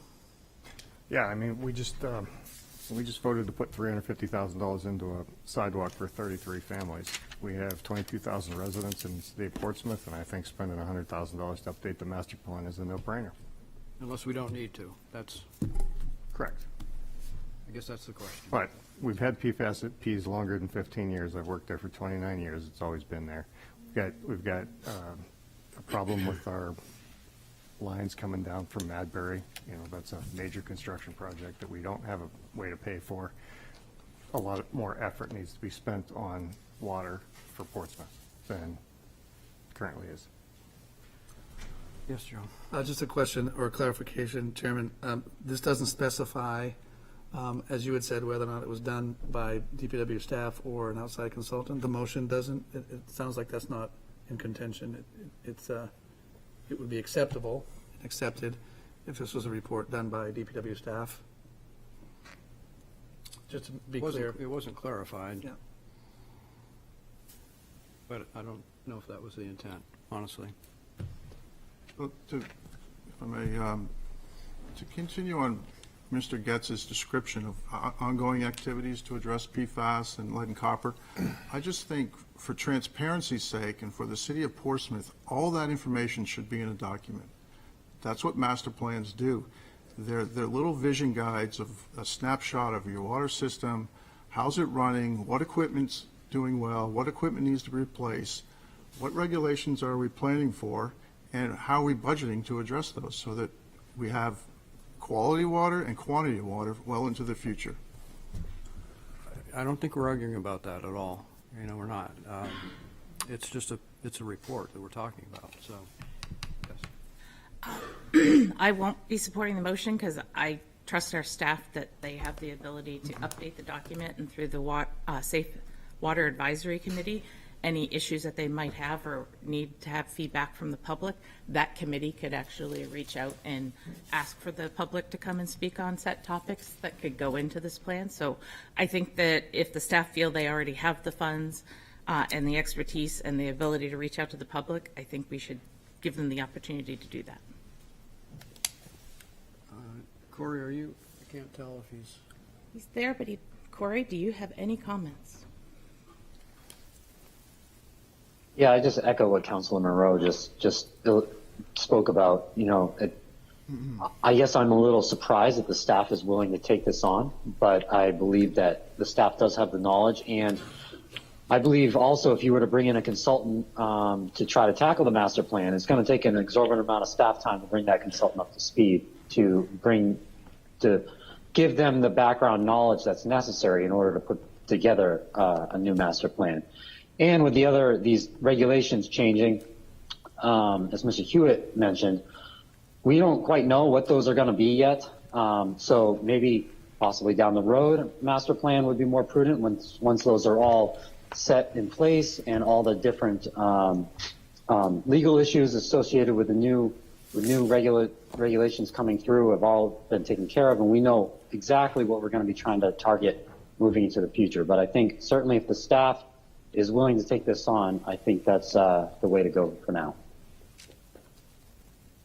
I'll just add that since last week, you've added information and what you plan to do, so that's been helpful for me. So we have a motion and a second. All those in favor? Roll call. Oh, I'm sorry, roll call, right. Can you help us again, Peter? Mr. Hewitt? Yes. Mr. Almeida? No. Councilor Moreau? No. Mr. Mahana? Yes. Mr. Clark? No. Ms. Bagala? Yes. City Manager Conard? No. Chairman Shulman? No. 3 yeses and 1, 2, 3, 4, 5 noes. The Motion fails. Thank you. With that, I make a motion that we recommend to the City Council the plan as presented with the one additional change or inclusion. Discussion?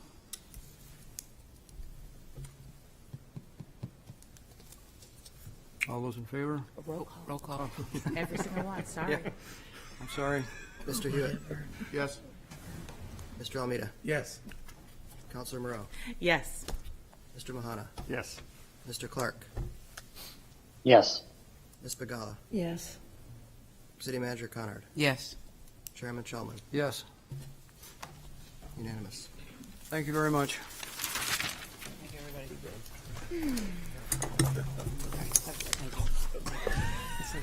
That's the problem.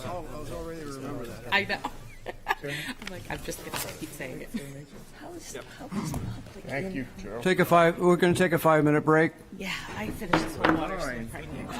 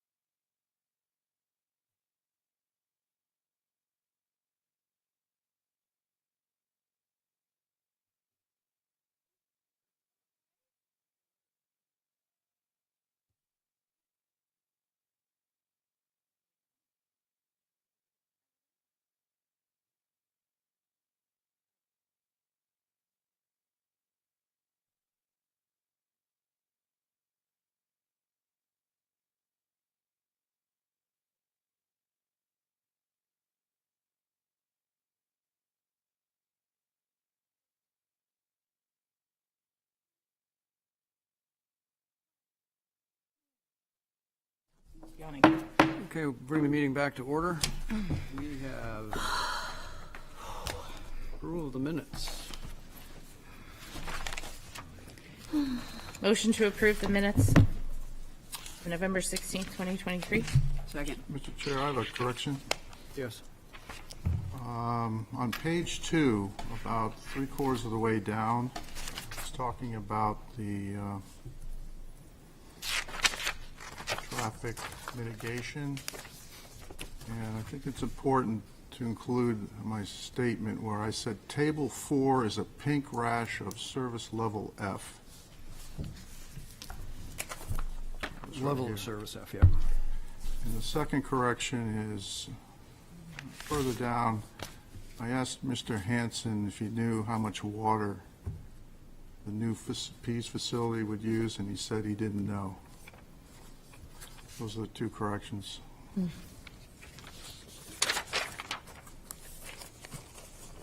don't remember the second one, but I'm not saying, I just don't remember it. That's all. We'll take a look. You just take a look, check We'll it. take a look and change it. Okay. I remember. You remember? Any other discussion? Roll call. Didn't have to remind me that time. I didn't. There was a motion. I made a motion, Okay, yes. sorry. Mr. Hewitt? Yes. Mr. Almeida? Yes. Councilor Moreau? Yes. Mr. Clark? Yes. Mr. Mahana? Yes. Ms. Pagala? Yes. City Manager Conard? Yes. Chairman Chalman? Yes. We have determination of completeness. I'm going to try to combine some things tonight since we have to go roll call every time. If somebody wants to split something, you can split it.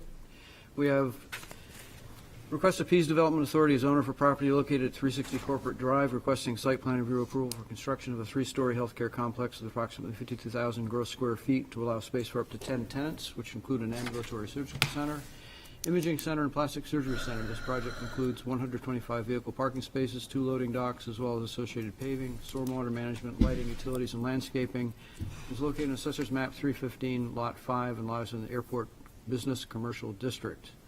The other completeness determination is the request of Maureen Oakland and Michael Walensky as owners for property at 1155 Sagamore Avenue, requesting site plan review approval for the demolition of existing building and construction of a 4-unit residential condominium with associated paving, stormwater, lighting, utilities, and landscaping. This property is on Assessor's Map 224, Lot 18, and lies within the mixed residential MRO district.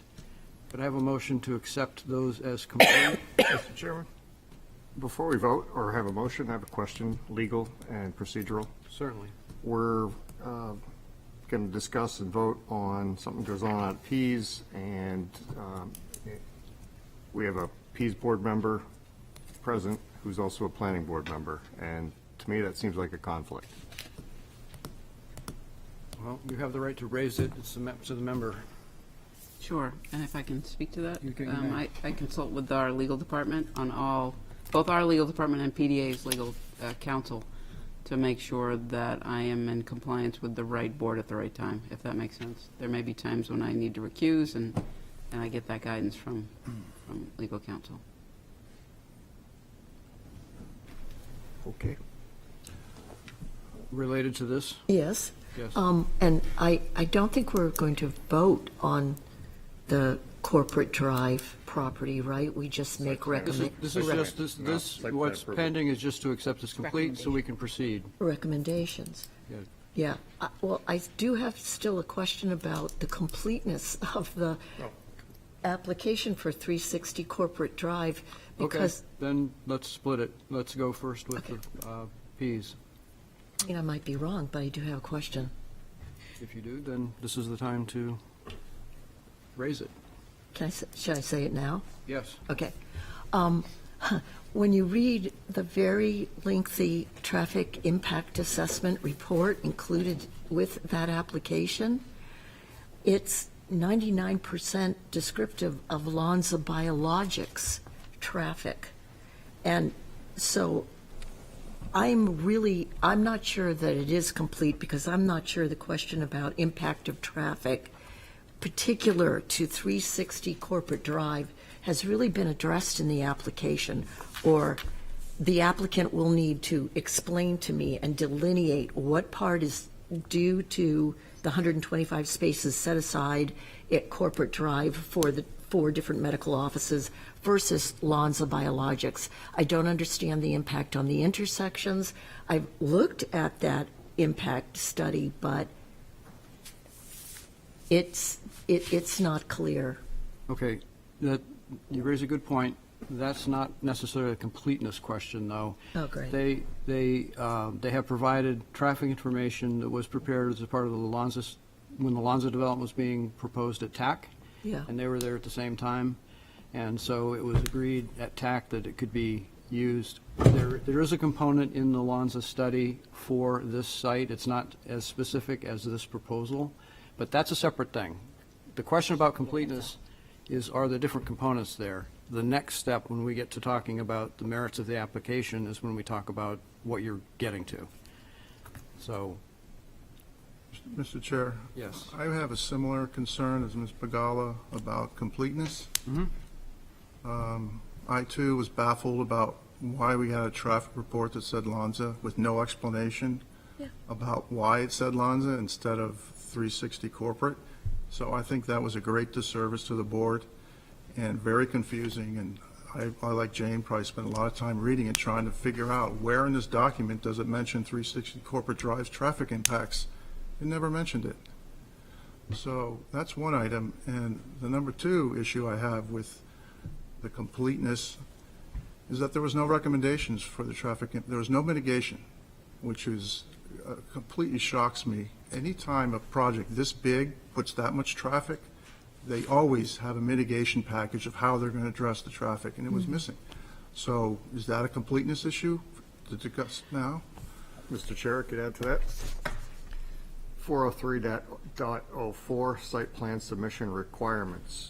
Number 9, a traffic impact analysis may be required as deemed necessary by the board due to the proposal size, location, and traffic generating characteristics. In such cases, the applicant shall fund the cost of modeling the project traffic increases in accordance with the transportation model to be derived from the Pease Development Authority Surface Transportation Master Plan. The intersection that this project is proposed at has been mentioned in a regional impact traffic study. It's been mentioned in the Lonza traffic study, and it's not been updated, and it's a nightmare out there at this corner. So, and this says it would be required for site plan approval. okay, I need to explain this, what completeness means. I'm going to use a different example because drainage is also a part of site plan review. Let's say I put in an application, or applicant put in an application and said that the drainage was fine, don't need to do anything, and he stamps it. And that's all that's provided. Now, that's enough for the board to then consider the topic of drainage and realize that's not enough information. You know, there's flooding in the back, you know, the east side of the property, there's this or that, there's things that are obvious that we know about. That's the second part of the discussion. The completeness just means you can talk about the things you're talking about. We've moved on to where we're supposed to be after this.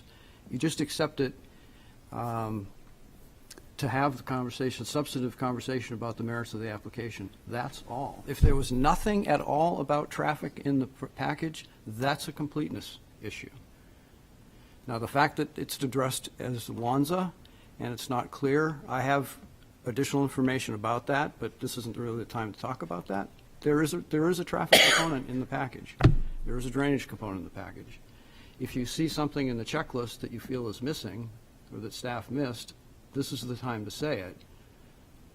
Otherwise, we accept it as complete only means we can consider it. That the application can be denied, can be approved with conditions as a recommendation of the PDA. Same thing with the other one, which is under our regulations. It's the exact same thing. It's a state statute. So does that help? I mean, I don't want to be the advocate for the project. I'm trying to explain the process. We'll just move it to part 2. We have, need you're a shaking motion. your head. Jane, do you not understand the process? I do understand the process, but I think Jim has a good point about because the assessment is not specific to the project, there is no mitigation specific to an assessment that's needed to be specific to the project. So, I mean, I'll accept your words as the chairman of the board, but it's,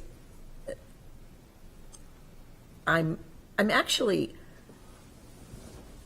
I mean, I don't know whose idea it was actually to include this as the traffic impact assessment portion, especially when it goes on for hundreds of pages, because in just getting this in a 1,050-page meeting packet document from the planning department, and just sitting down and just reading it through as a member without any, being on any committees, being on the PDA, having any foreknowledge or whatever, and realizing in my own time that this didn't make sense, that it wasn't applicable to the project, it seemed to me like that's a hole that's large enough to say that it's incomplete, that a package like that should not be presented to the board.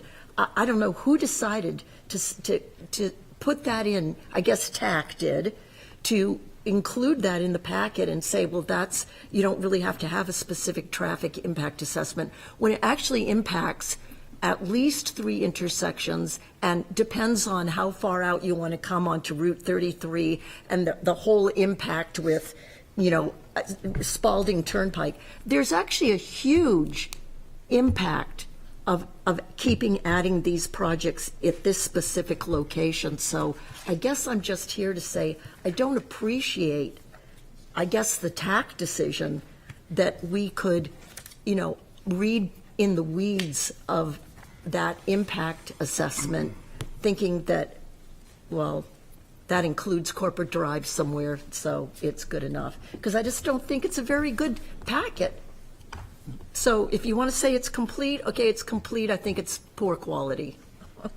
That's what I think. Mr. Chair, I consider a complete packet is a traffic report written for the project we're looking at, not for Lonza, which is how many feet, 100 yards away. I wanted a traffic report that said traffic analysis for 360 Corporate Drive, not Lonza. Okay,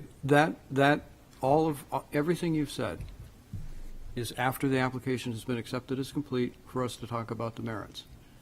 I'm not dismissing what you're saying. You have points you wish to raise. You may raise them, but unless the application is accepted, if we say the application isn't complete, you can't talk about this stuff. That's the idea. It should come back. I think it should come back with a 360 Corporate Drive specific traffic Okay, impact. we have a motion to accept it as complete and a second. And now we're hearing, you know, some of you are opposed to that.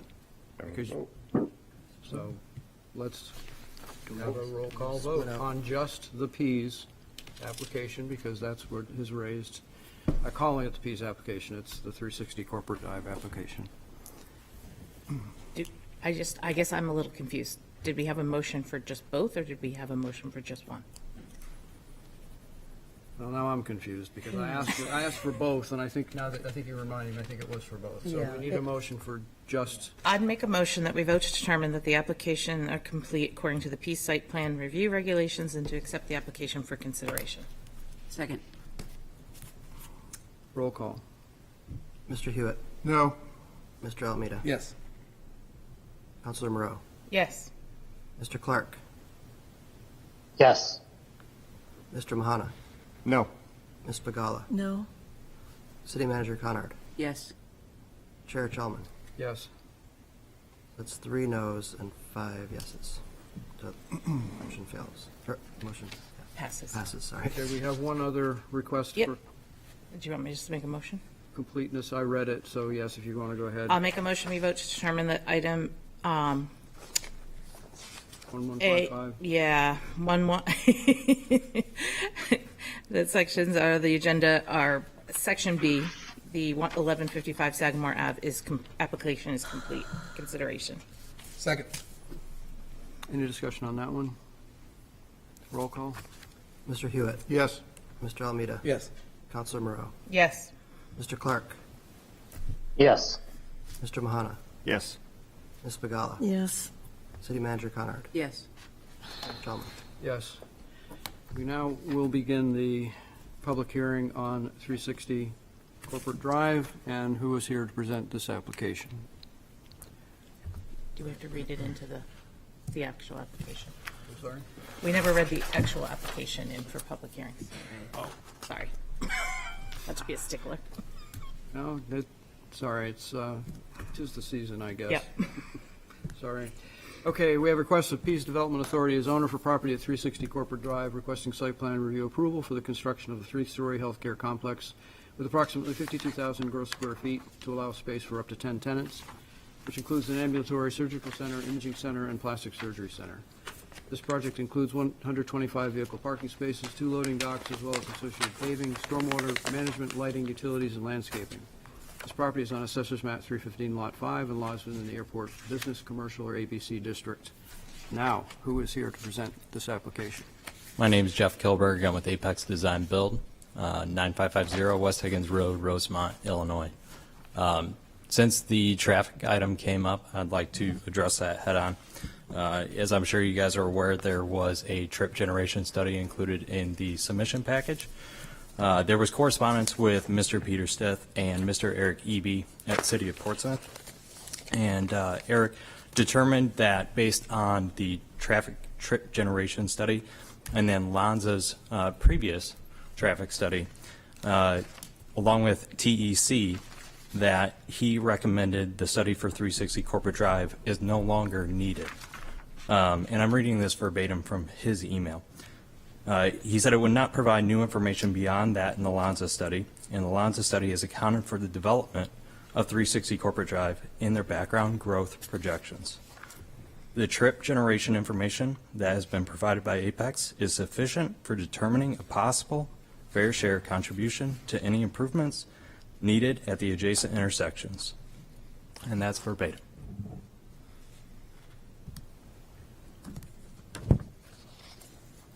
Does that help clarify any of the traffic study and why the Lanza traffic study was included within the Is that the limit of your package? presentation?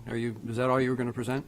Well, I wanted to address that head on since that was the main component, but obviously there's more to the presentation that I'm happy to talk through, and we have obviously satisfied the requirements incorporated from the previous TAC meeting that were requested for modifications, and I just highlighted that through the presentation.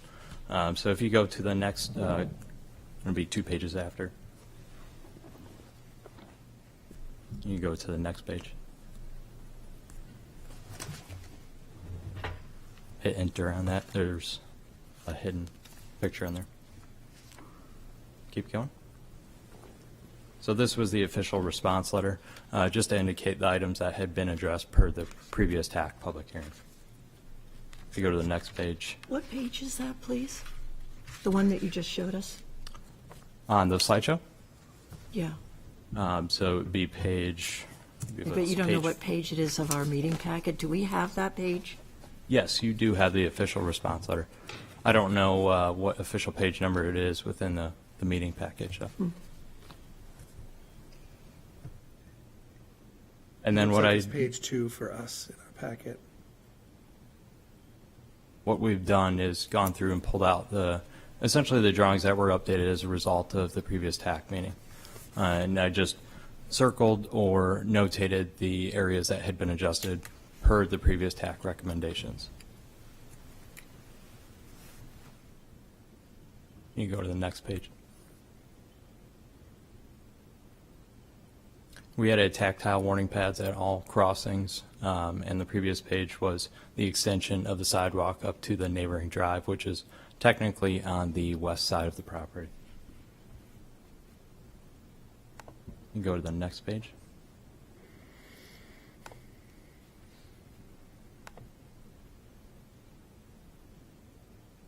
Last item was resulting around the wetlands, because obviously this site was carefully crafted with wetlands in mind. We've worked a lot with Pease in the background to create a site plan that essentially flows well, not only for the development site and for patients and practitioners alike, but also for Pease. And so this mitigates any impacts to surrounding wetlands. And so we had to add some signage to just make sure that there's going to be no mowing activities and no entrance to those wetlands in the future.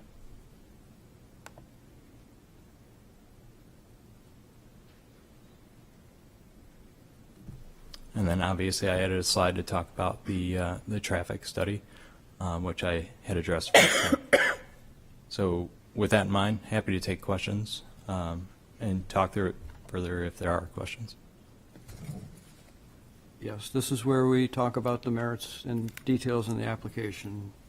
Jane, go ahead. Yes, you're at the page of the traffic impact assessment that I looked at. You look at existing conditions in that document, and it describes every intersection. It describes, traffic coming out Grafton Road and intersecting with Route 33. Great, but can you explain for me verbally what the impact is of 360 corporate drives, various businesses in the medical complex with 125 cars coming and going?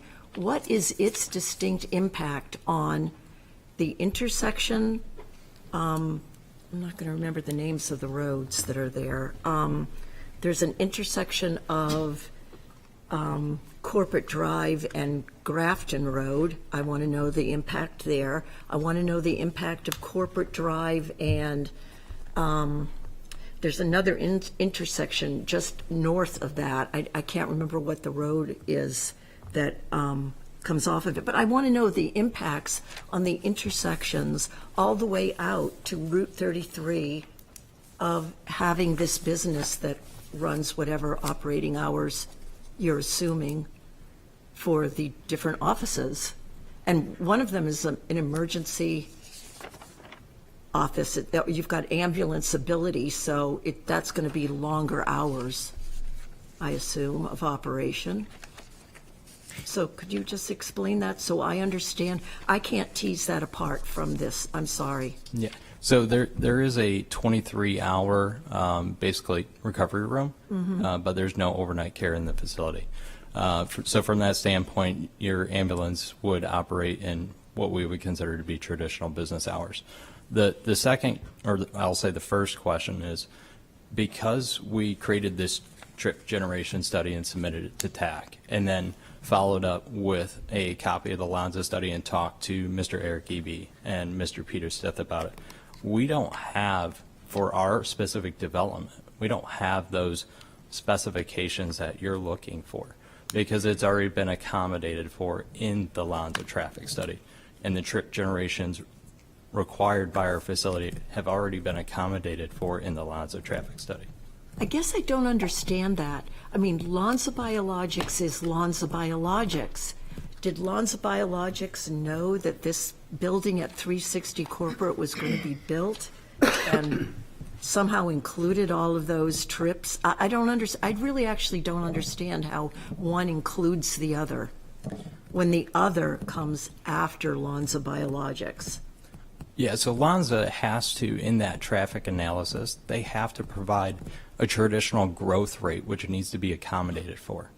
And so in that traffic study specifically, Lonza is accommodating for that growth rate, and that growth rate is accommodating of the 360 Corporate Drive traffic generation per the study that we submitted. Is that The kind of... growth rate of what? What is Lonza, what's Lonza attributing to a growth rate? What are they anticipating? You mean a growth rate across Ps? Or do you mean specific to Lonza? What do you mean?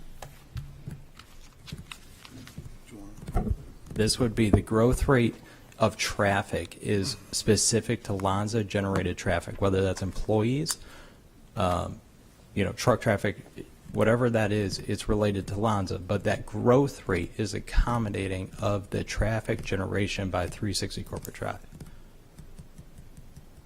So Lonza has to create this study for the entire area that you're essentially requesting in that situation.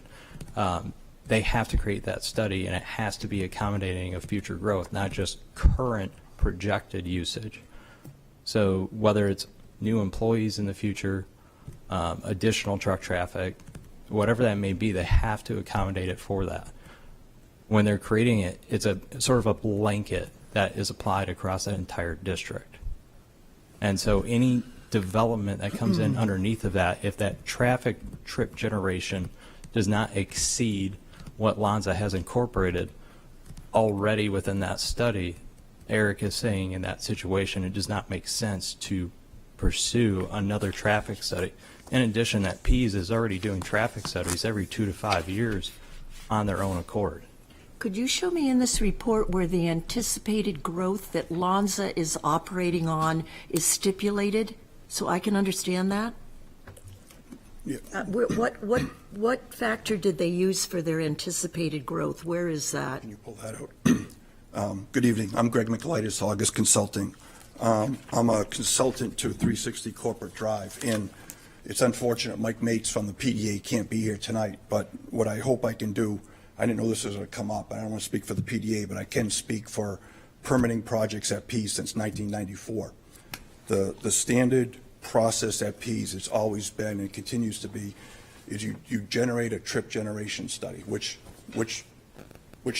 goes into a master plan. VHB has been the traffic consultant at Pease since the 90s. That data keeps going in, and as Jeff mentioned, it gets updated every 2 to 5 years to start identifying intersections. And again, I'm not defending PDA, the process, whatever. I'm just trying to help everybody understand the history of the last 27 years out of Pease. So that's what happens. The PDA and VHB then identifies to applicants as those next intersections are coming along. I'm speculating what happened with the Lonza study. That's such a big project. I started working with Celtech back in 1994 back there. I'm speculating what happened is because Lonza was such a big project that they did ask for this comprehensive study. There is background growth. There is projections. There is, you look at all the lots that aren't built out. And again, I didn't do that study, the traffic study. I'm just trying to help you folks understand the background. What happened, as Jeff mentioned, because I was brought in to make sure this didn't happen tonight. And it's unfortunate Mike isn't here, Mike Mates. The traffic for this trip generation is accommodated in there. It's not specifically, it's not, Lonza was not asked to do 360 Corporate Drive. They were asked to do build out of Pease. Yeah, so I don't know if that helps or confuses Can I make things. a comment on that question, what you just said there? Yeah. Table 2, trip generation comparison. As shown on Table 1, the project is expected to generate 1,686 more vehicle trips per day. Correct? 1,686, is that what you just said? 1,686 more vehicle trips per day. Yeah, that's what I'm looking at, yes. Yep. So don't you think that increase over the current old use from 2012, when it was the PDA's headquarter office building, warrants a further traffic study? Jeff read a statement from Portsmouth. 1,686 trips. Yeah. Per day. That's, he read a statement. You want to read that statement again from the city traffic engineer that says what you've submitted? He's not here tonight and he didn't respond to us. I'm just asking a question. We defer to him. We don't determine when a traffic study is warranted or not warranted. We determine as staff what is The needed. planning board does determine when a traffic study is required for site plan submission. Okay. Mr. Chair? So you're going to change what just happened for the last 27 years out there? Let's not, Nothing to do with 27 wait. years. Let's not make any accusations here. Let's just talk about this stuff. Go ahead. Mr. Michaelides, or whoever could answer this, please. I think I can hopefully clear this quickly for Mr. Mahana and Ms. Bagala. The only original traffic work that I've seen in this application is the VII trip generation summary. And a weekday is 1,948 trips. And for those that don't do a lot of traffic work, that's a phenomenal amount of traffic. And so the only question is, was this trip generation numbers in the Lonza report? It's yes or no? I know, I've heard about growth rates, that's generic. Was this project's 1,948 trips included in the Lonza report?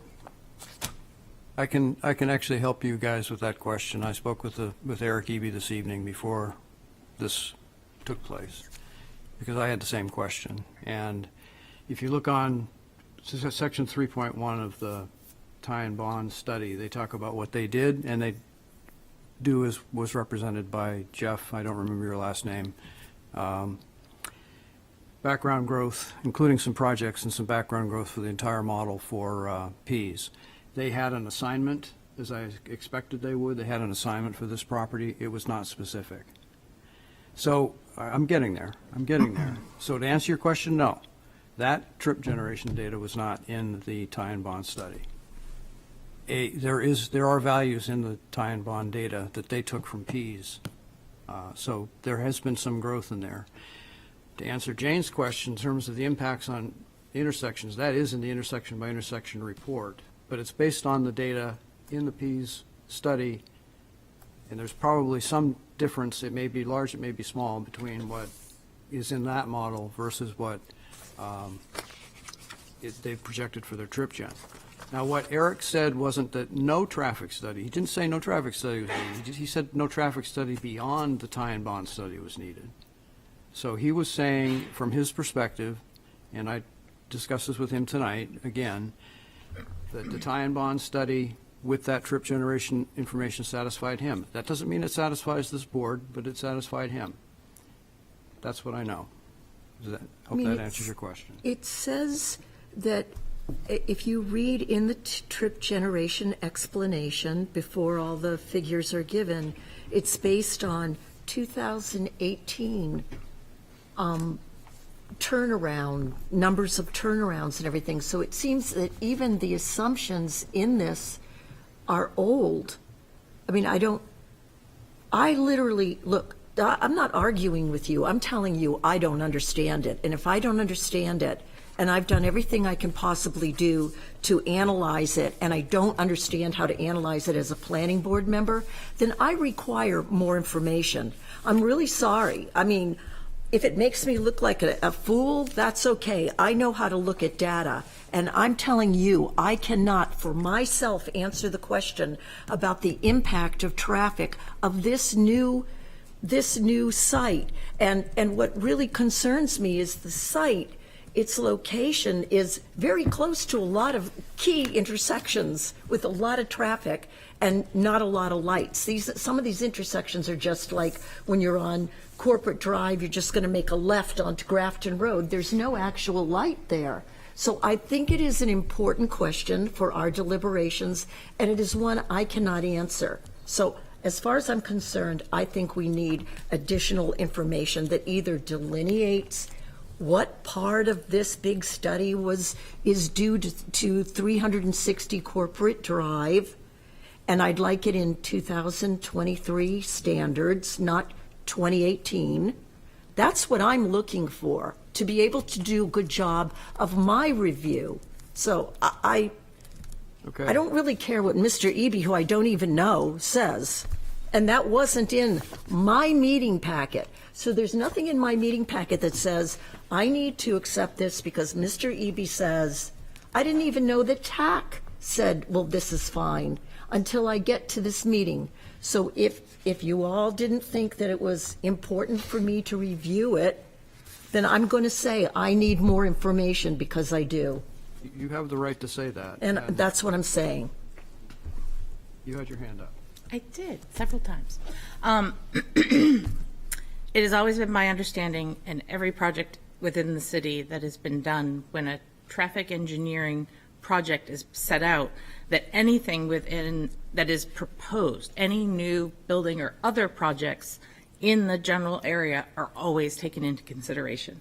So my understanding is the Lonza's growth rate includes the new buildings and new projects that are also proposed in the area. So that has been always my understanding, that that's when they're talking about the growth rate, they're talking about any development that might be in that general vicinity that would account for more traffic as well, is also taken into consideration. But Beth, how could they possibly know?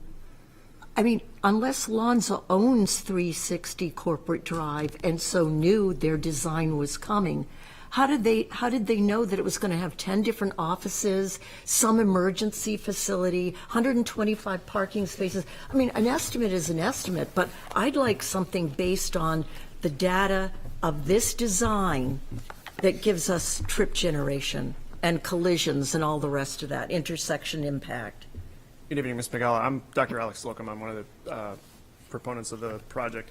There's no emergency, I just want to clarify, there's no emergency facility here. All we're doing, and as a physician, a lot of what I do is show up, be prepared. All we're doing, where you see that ambulance access, that's just if there has to be, or if there is an emergency, can we accommodate it, and can we accommodate it safely? So there's no emergency facility, there's no 24-hour access. It's the 23-hour recovery is if there's a situation where there's a patient has to stay overnight and recover longer, we can accommodate that. So it's You mean if a patient in that facility needs to go to the hospital, the ambulance comes, that's what that is? No, so if anybody here has had a relative or themselves had outpatient surgery, I've had outpatient surgery, let's say it happens at the end of the day, they need, you need to stay overnight. To avoid having to transport that patient to the hospital, we are working to accommodate overnight stay, just one. And if there is a situation where we have to take them to the hospital, we're planning for that in advance. So there's no emergency facility here. It's just in the event, healthcare is what we do. So in the event that there is that, we're planning for it so that we can accommodate that and do it safely. So I'm sorry, I just wanted to clarify that. There's no emergency facility. This is basically just going to be doctor's offices and a surgery center.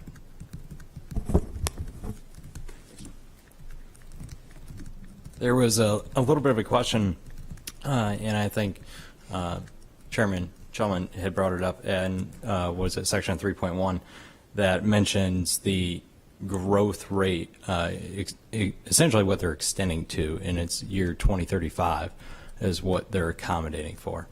So in theory, if we were to go back to every development and require, a traffic study for new traffic analysis on a yearly basis, that would be pretty redundant in terms of projects across the board, whereas Lonza is accommodated for it as brought up previously, accommodated for in their 1% growth rate year over year. Greg. Okay, Mr. Chairman, I have a letter here from November 13th, 2018 from the Rockingham County Planning Commission. And this was a couple of iterations of Lonza development ago.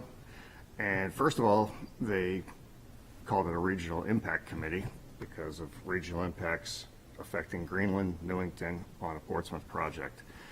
They go on to talk about the proposed expansion of the Lonza facility into a campus with 3 new buildings and 2 new parking garages, and they talk about how it's going to affect Greenland. But more importantly, they recommend and they say the Pease Development Authority and the City of Portsmouth should utilize traffic impact studies for development proposals in the trade port to gauge impacts on the transportation network and to gain an understanding of when the thresholds will be released. They go also go to say the opportunity for corridor study exists in the state fiscal year 2021 via NHDOT 10-year plan, and that Rockingham Planning County this commission recommends that the communities of Greenland, Stratham, Newington, and Portsmouth work collaboratively to secure funding for that study. So Rockingham County Planning Commission is recommending further traffic study out there beyond the Lonza study that we're talking about. I understand there's a corridor study discussion ongoing with the RPC and. So, Mr. Chairman, that intersection, a good friend of mine died there. His name was David Copestakes. He was a founder of DC Audio and Video and Pease. About a mile further down that road to the north, I almost died in a traffic accident because of how bad the traffic is out there and how weird one-way stop signs are. And you have a 2-mile straightaway where people go 60 miles an hour, and that's how I was hit. This needs to be revisited.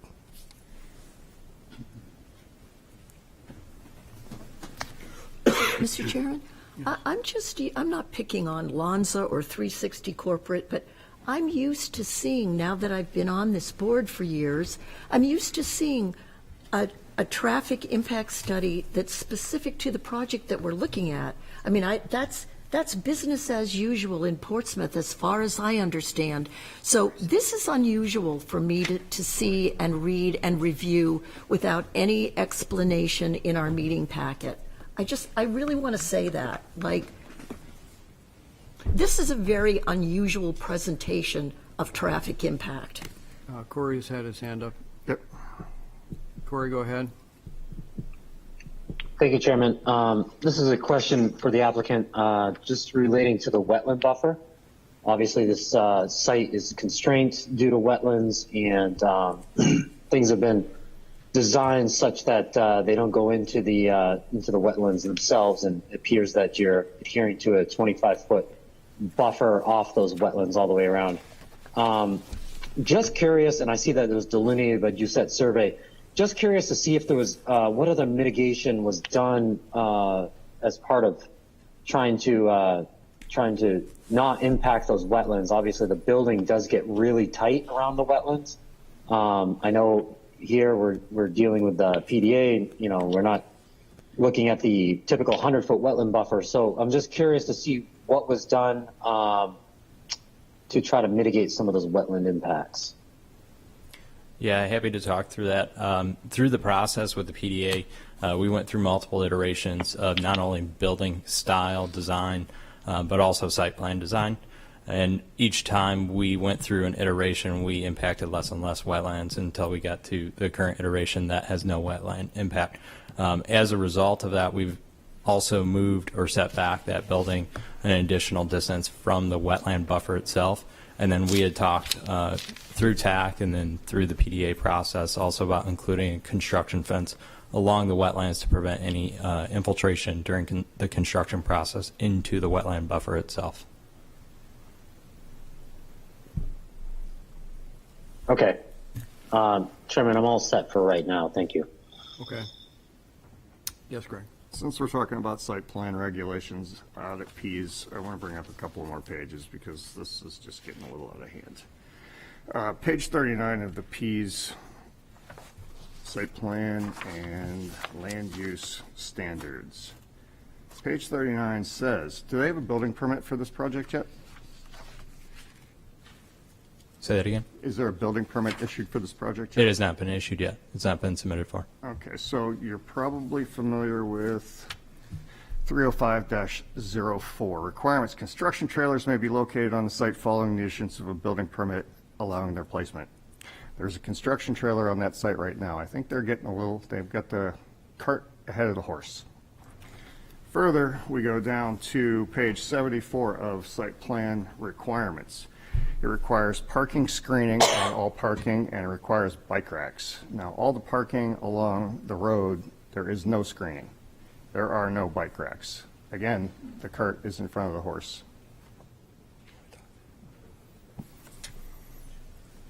Those are site plan requirements. Yeah, I was going to say there are bike racks at the back right of the building, so it would be the south. More importantly, east side. parking screening. So I'm happy to invite Brian up to talk through the landscaping and how that was designed for parking. Thank you. My name is Brian Jones. I'm with Allen & Major. We're a group of surveyors and civil engineers, landscape architects. We prepared the landscape plan. It is in your packet. And there is screening vegetation both along Corporate Drive and International Drive. And it was reviewed by the PDA multiple times and reviewed by TAC multiple times, and they determined that it met their requirements. Could you show me which page has screening? That would be I see snow L101. storage. I see snow storage between the parking spaces and the road. It's sheet L101. Okay.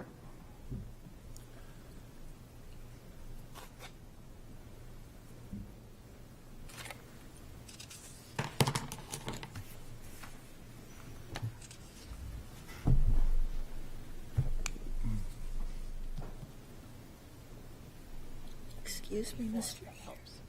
Give me that. 334. Thank you. 1,050 pages. Could someone repeat that page number? 334. Thank you.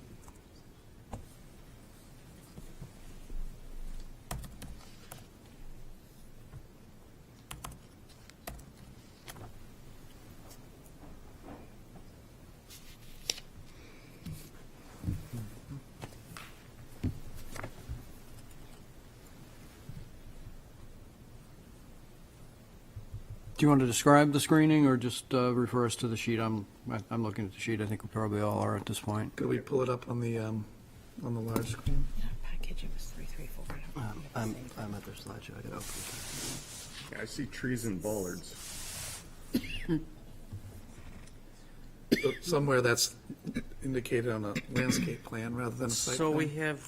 have, we can run through the plantings. We have evergreen trees, the white spruce, arborvitae. You don't have to name each tree, just explain how you feel you've screened things in answer to the question, that's all.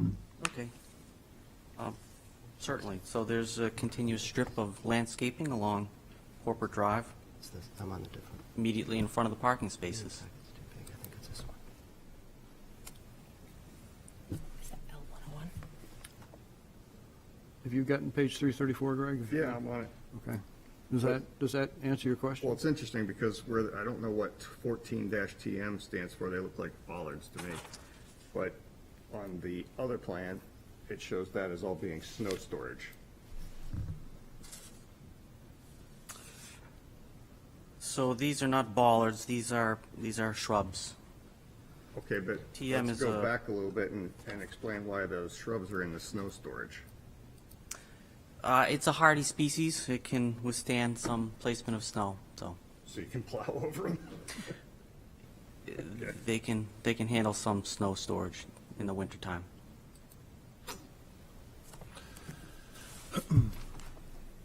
Yes, Jim.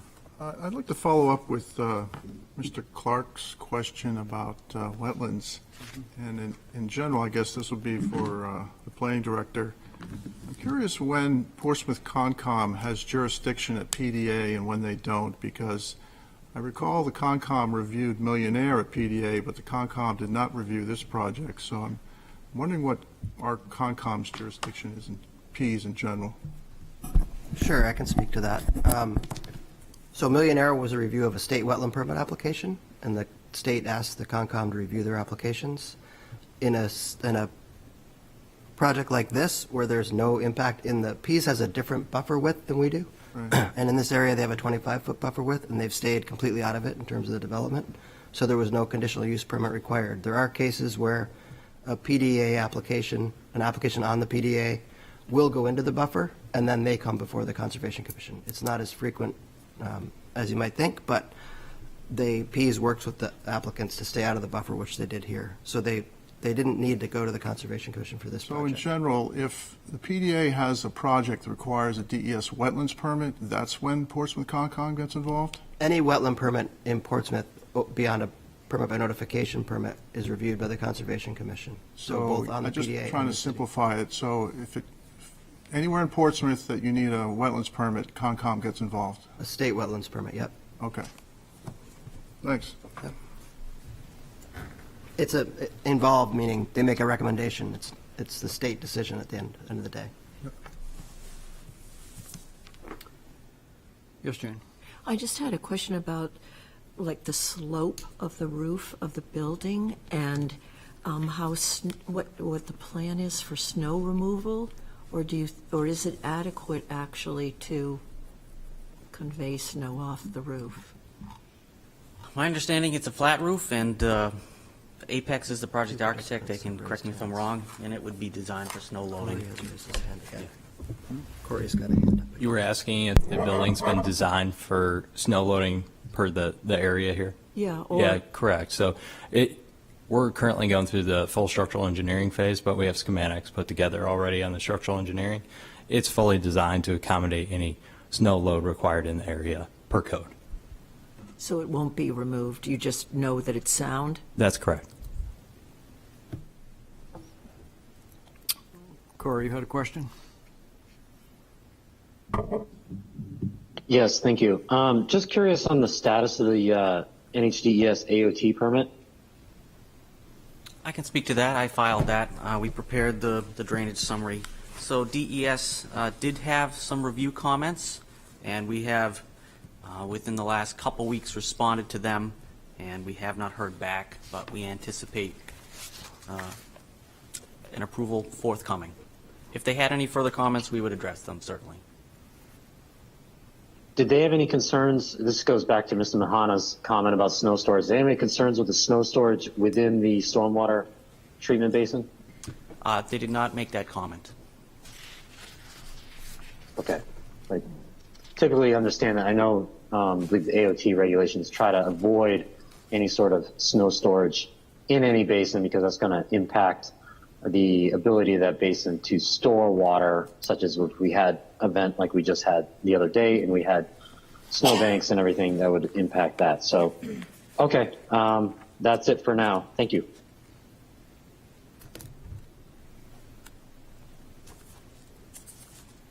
So to remind everybody, we have 60 days from referral within which to make a decision in terms of recommendation to PDA.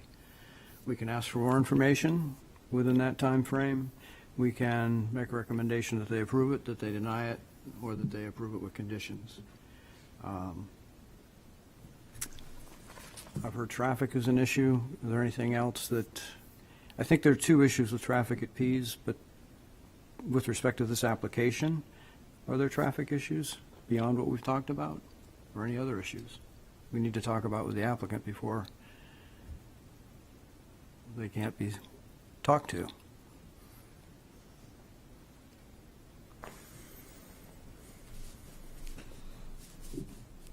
In other words, we're getting close to a public hearing, and, you know, if you have questions to the applicant, now's the time.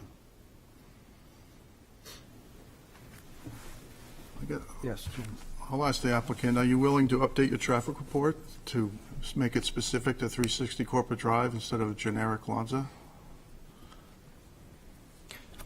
If the recommendation of Mr. Eric Eby is not taken, then I guess we would be forced into that situation. I will say, though, there's many parties involved in this development from a ambulatory surgery center.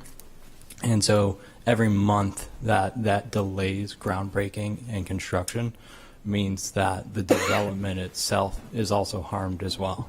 So I would certainly caution the board in that situation, just from that standpoint, because there are many viable parties that are looking for an ambulatory surgery center in this area. Okay, so that's a conditional yes.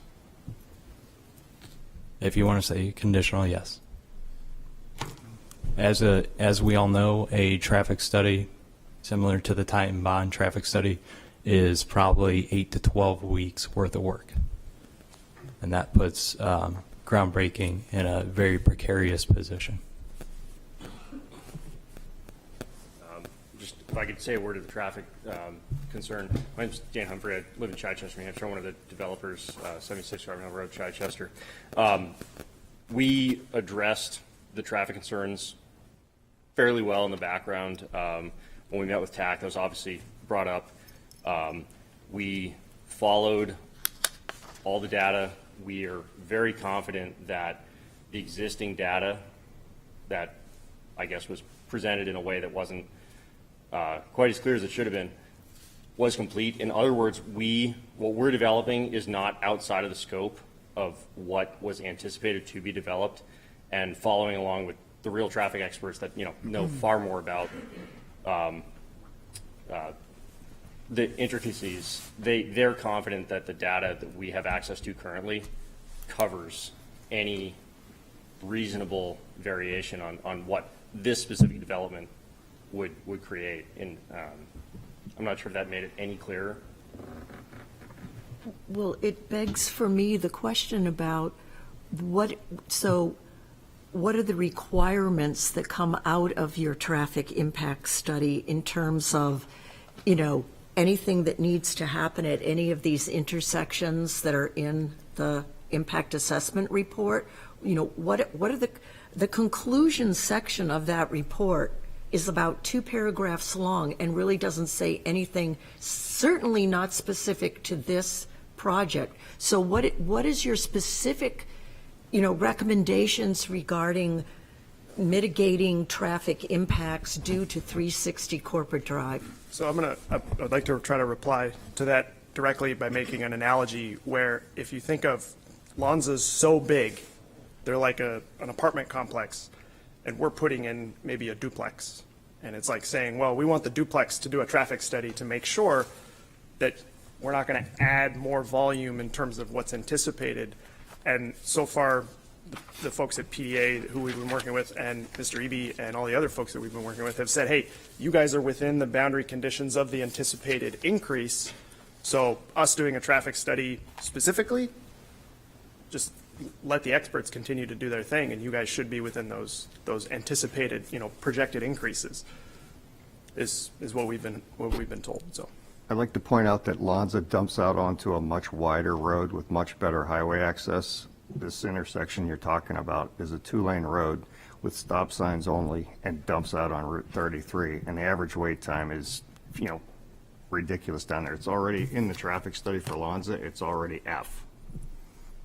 Those intersections and the 33 intersection, they're already red marked F.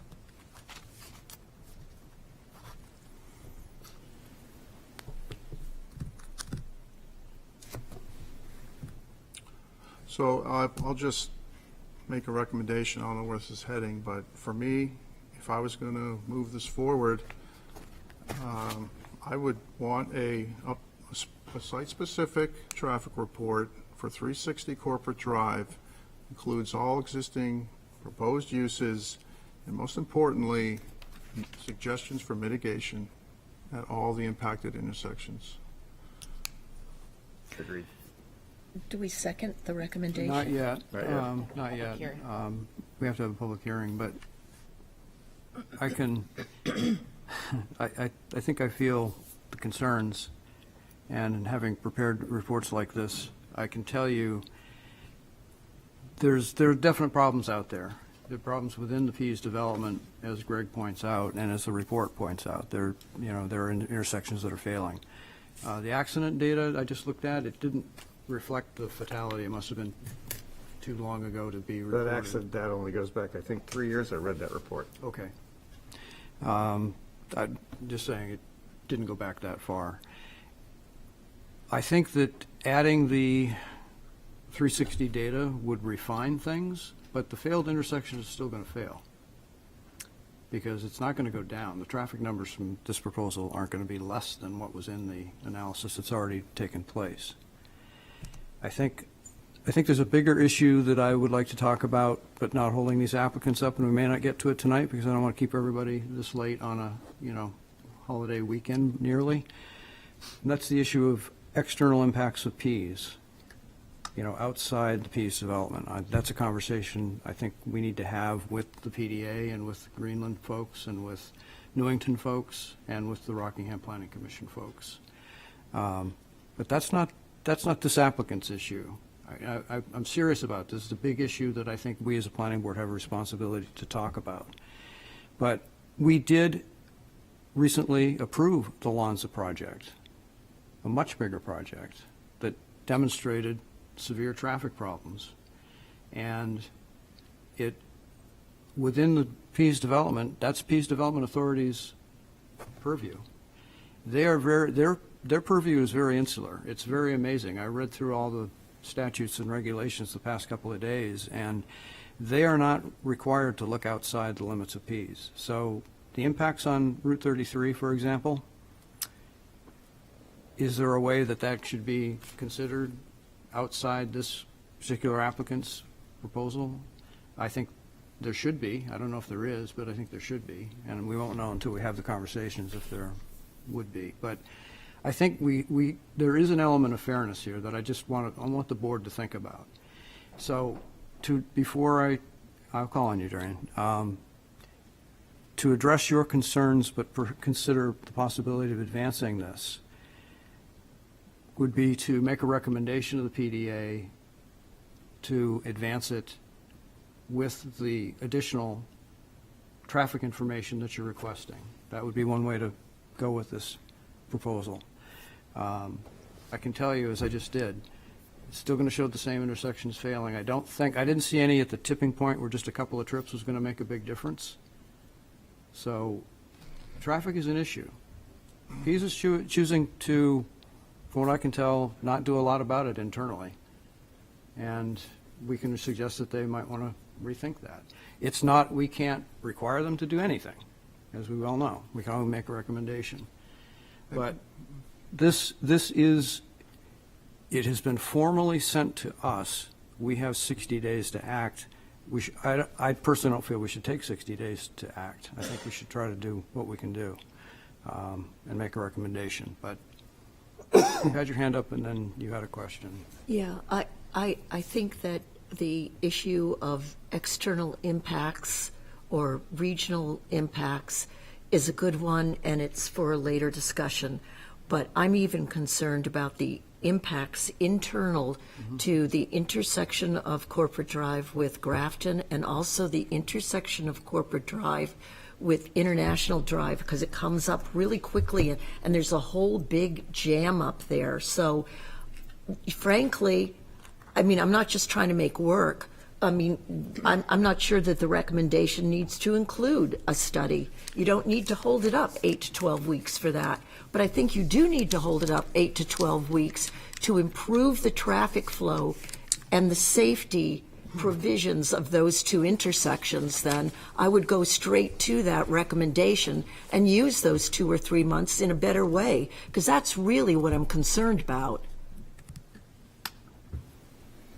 Yeah, Mr. Chair, I agree with what you said about will things change dramatically with an updated traffic report.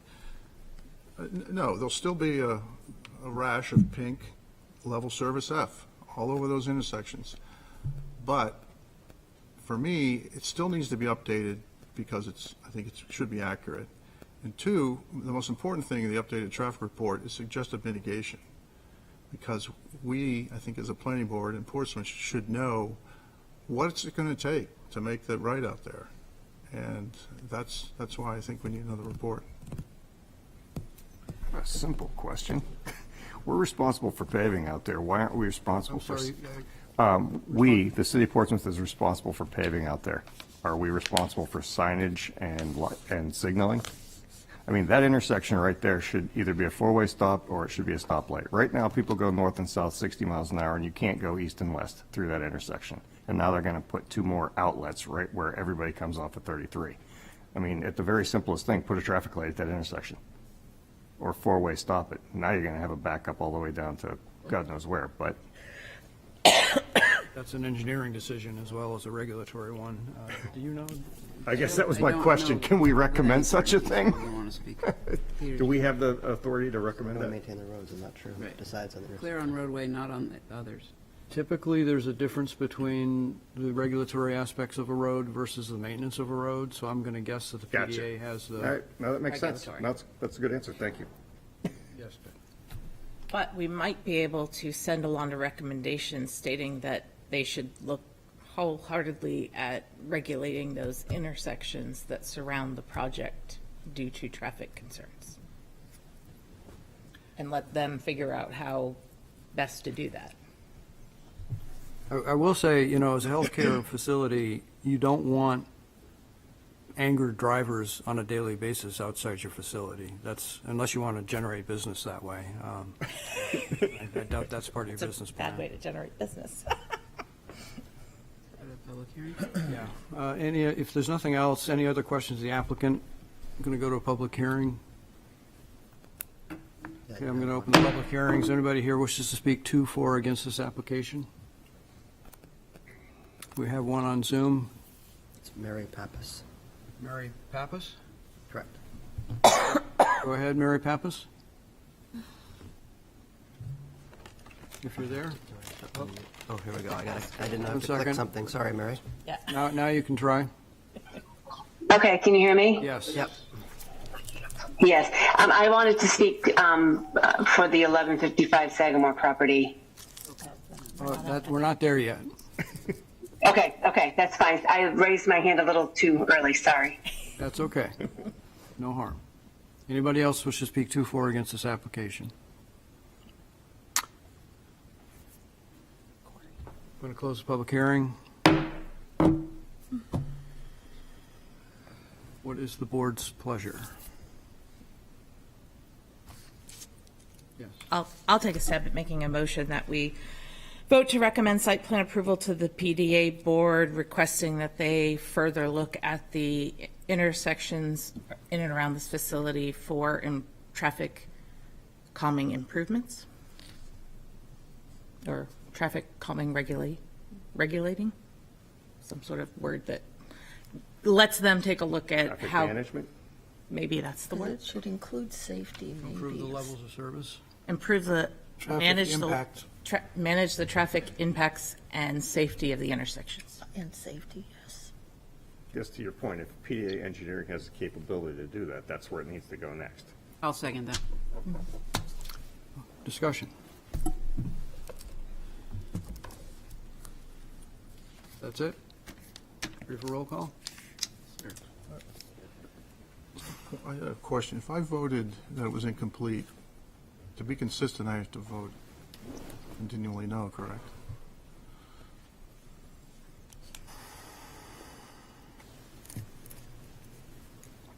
No, because it passed that it was in fact complete. Or No, in it's, theory. you're, no, yeah, I agree with Joe. You Because you can it's a clean vote. slate. You can vote, because it is, you're a member, it's validly before the board, you were overruled. So, Let me just do it. roll call. Mr. Hewitt? Yes.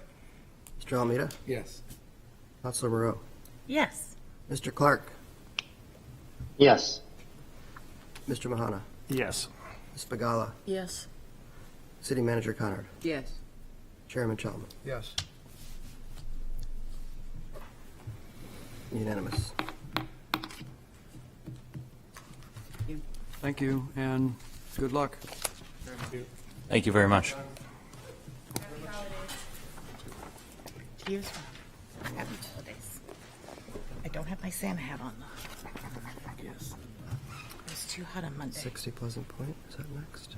Yes. We have a request of 120 Wild Rose Lane LLC as owner for property at 60 Pleasant Point Drive, requesting a wetland conditional use permit approval for the demolition of existing home and construction of a new dwelling. This project consists of 5,368 square feet of impervious surface, including a dock, 2 sets of stairs, a pool, patio, cabana, and a portion of the home, which results in a reduction of 31 square feet from the existing conditions.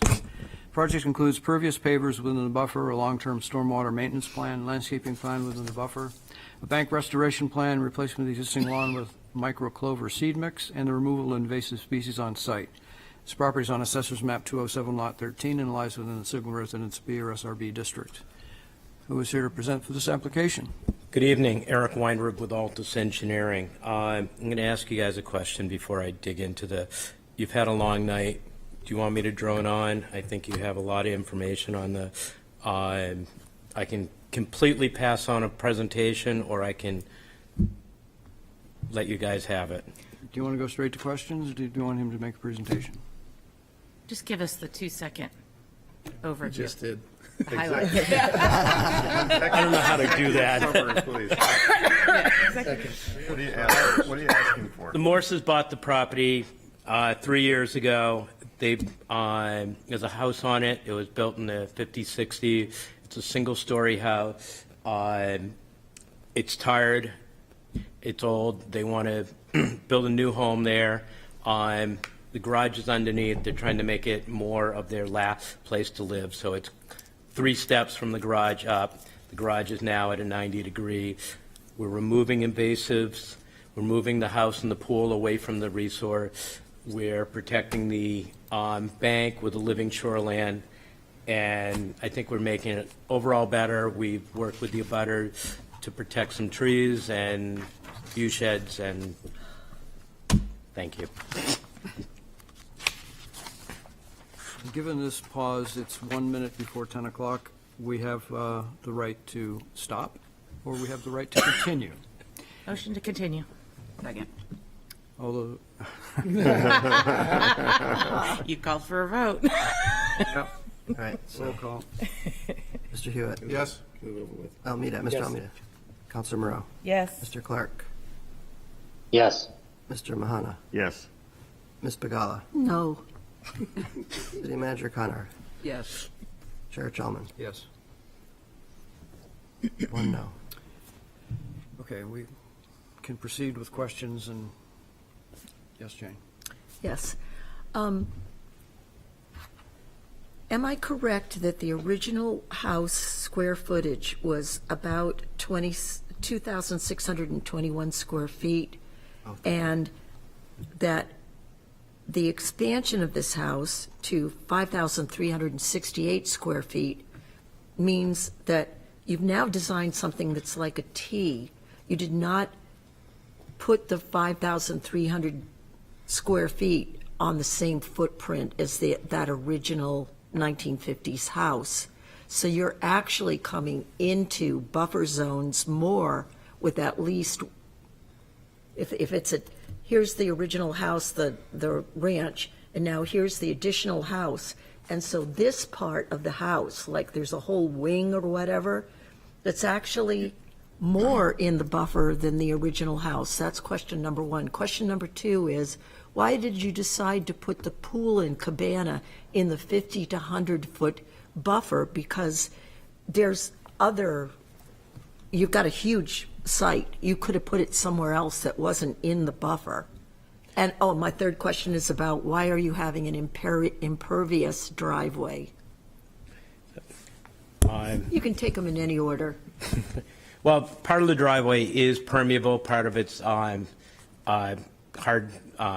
construction. The pool is in that location because it's up on a bluff, and we could keep the pool where it is right now, and that's in the 50-foot buffer. And so we're moving the pool back further. We're reducing the overall impervious in the 100-foot buffer. So, yes, there's more structure there. More of the house, or a significant portion of the house, is outside of that buffer area. The house belongs up high in the prominent location because it's a valuable piece of land. It's where the views are. And the pool, you can't put the pool on the other side behind the house on the garage side. It needs to be near the living space. And so that is why it's up on that side. And it also allows people to sit outside at the pool and to enjoy the views that they have.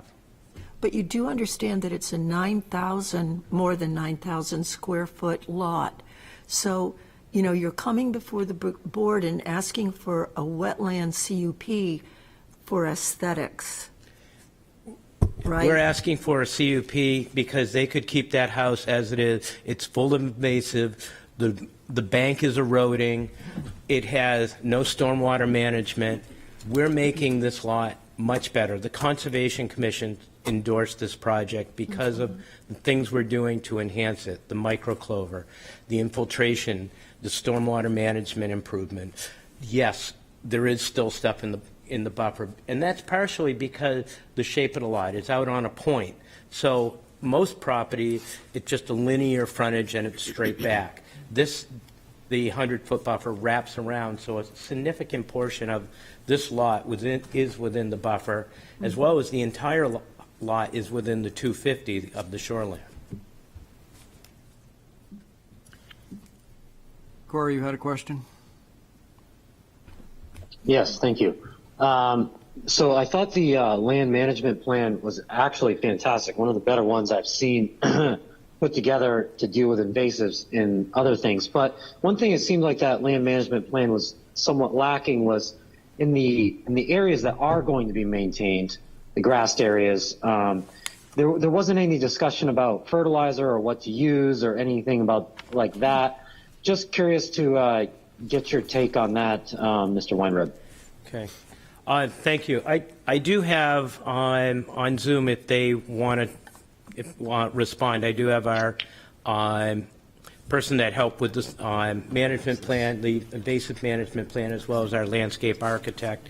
But in general, the intent is the clover, microclover, is not to have a use of fertilizer and minimal maintenance of the lawn. And if Devin can speak, that would be great. Devin, are you up? Yeah. I'm here. Can you hear me? Yep. Thank you. Yep. So Eric's got it right. So the idea with the microclover turf lawn is that the microclover, the reason why we like to use it as a microclover, actually fixes nitrogen for the fescue turf grass, and so therefore it doesn't need fertilizing like a standard turf grass. So it's much safer to use within sensitive buffer areas like this. And in this case, we're recommending no fertilizer use on the lawn anywhere on the property because of that. Was that I didn't see that mentioned in the land management plan.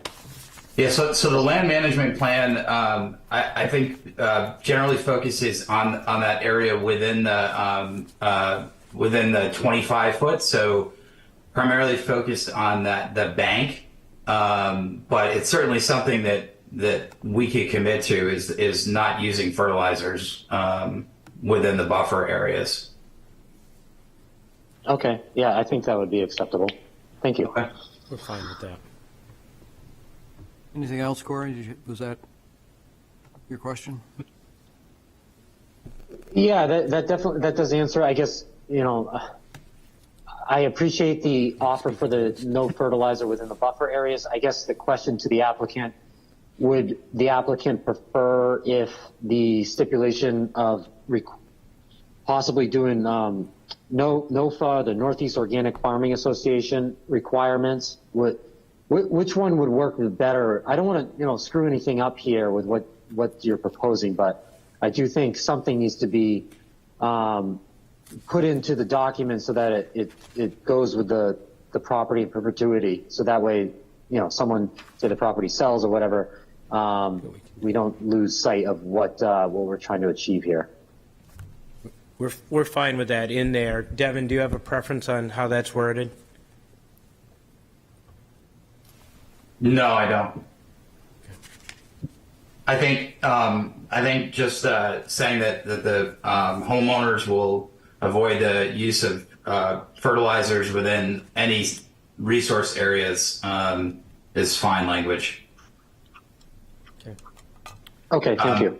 And if I could just briefly comment on the location of the swimming pool, Eric hit on the main points, but one other thing that I wanted to mention as well is obviously if we were to locate the pool on the other side of the house, so the north and northwest side of the house, the abutter to the direct north is incredibly close. You can see kind of at the top of the plan there, the corner of their home.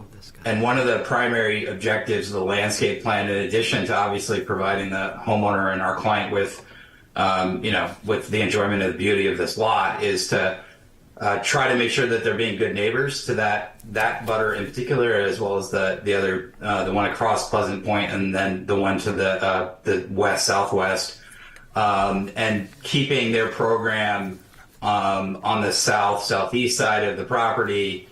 Allows that abutter to the due north to continue to enjoy the views, and we can coordinate with that abutter to make sure that any kind of additional mitigation planting and buffer planting didn't obscure any of their views of the river looking out to the east.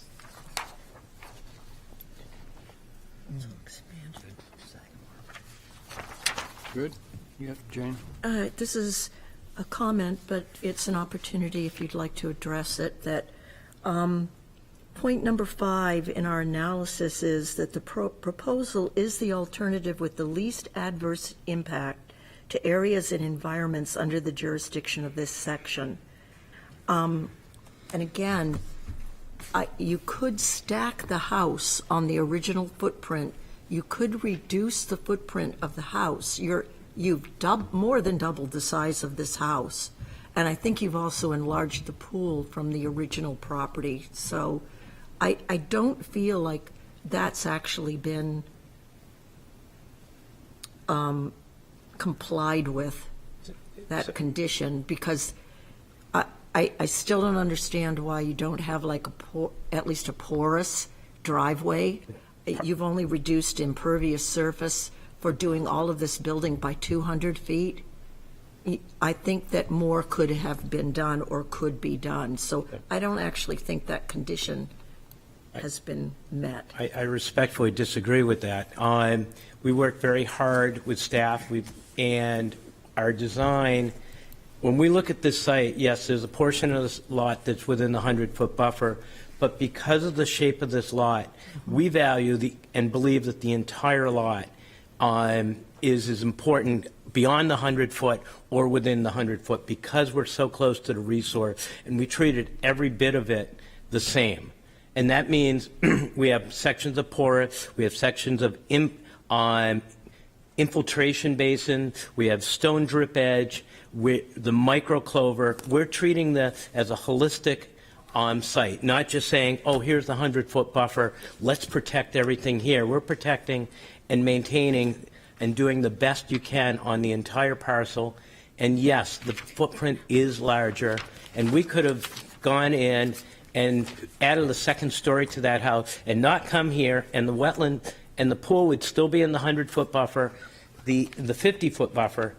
The driveway would be fully impervious, and there would be no stormwater management improvement, and we would be done, and we would not have to be here. This is making the site a much better place. Eric, the impervious part of your driveway, looks like you got some grade to deal with there. Yes. Is that one of the reasons why you're proposing regular? Yes.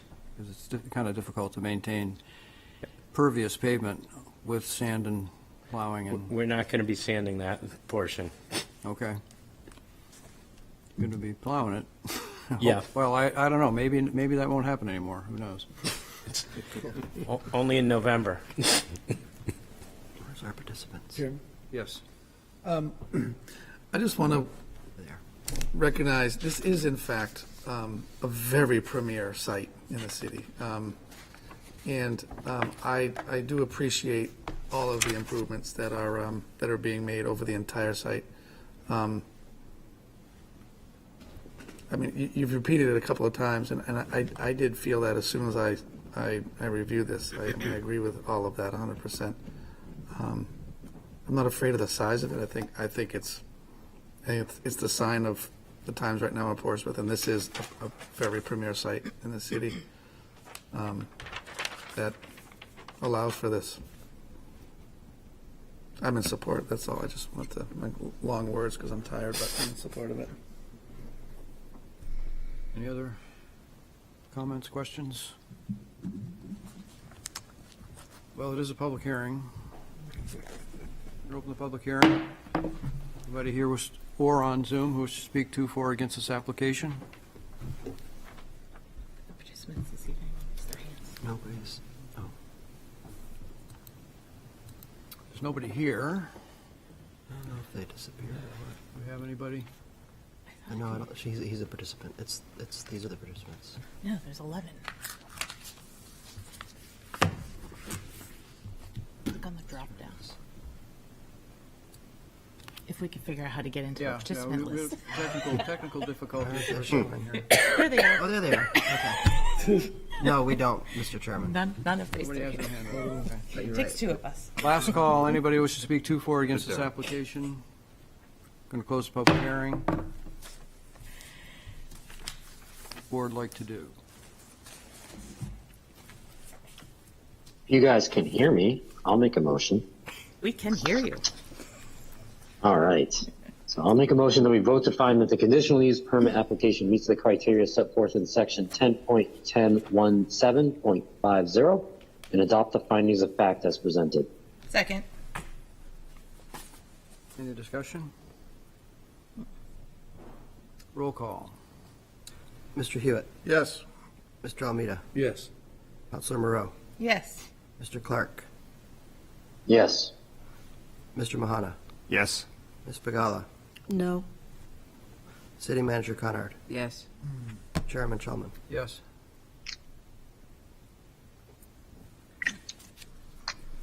That's one. I will make a Go ahead, Corey. Thank you. I'll make a motion. We vote to grant the wetland conditional use permit with the following conditions: 2.1, 2.2, as outlined in the staff memorandum, and add 2.3 that no fertilizers shall be used within any resource and/or buffer areas. Second. Discussion? Roll call. I'll speak on that, Chairman. You know, I think as other board members have said, you know, this is certainly a premier site.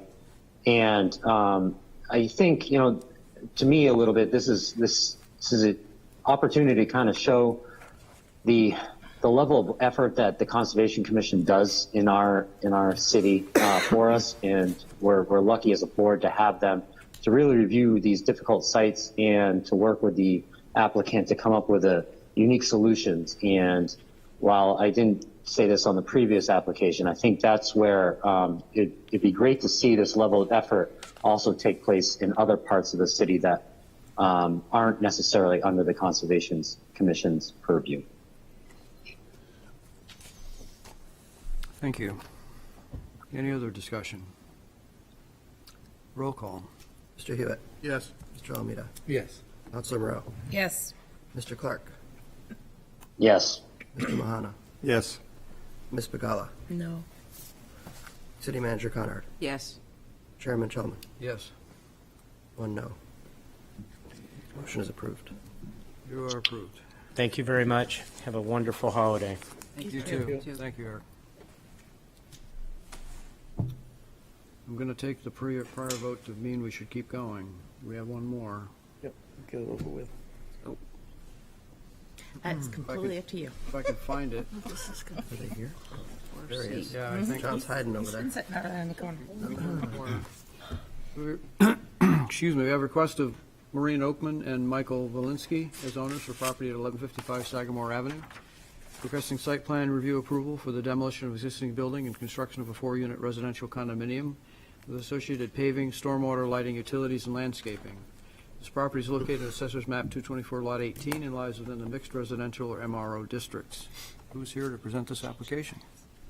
Thank you, Mr. Chairman. Thank you, members of the board, for staying here after 10 o'clock. I'll be brief. The project is 1155 Sagamore Road, map 224, lot 18. Consists of the removal of the existing structure and the construction of a 4-unit condominium on the property. The parking, which is currently in the front, is going to be moved to the side yard. Utilities upgraded, underground electric, and the new structure will be connected to the public sewer where there exists currently a septic system, which will be eliminated. Drainage will be directed towards a proposed rain garden for treatment and detention. The plan shows the proposed improvements, most notably the landscape plan, so the professionally prepared landscape plan for the property, and the grading and drainage details. The driveway is shown on a plan and profile plan. The existing grade of the driveway remains essentially unchanged as it comes off of the state highway. Project was approved by the Technical Advisory Committee on November 7th with conditions, and this submission addressed the conditions and the concerns of the Technical Advisory Committee and city staff, carrying the easement requirement as a final condition of approval. That's a blanket waterline easement that will be needed to serve the 4 units with city water, and that is not an issue, but one that we need to work with the legal department to execute before building permit.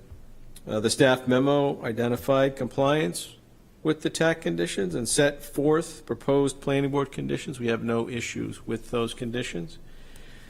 Look for your approval here tonight, keeping it brief. I'll answer any questions you might have, and appreciate your time.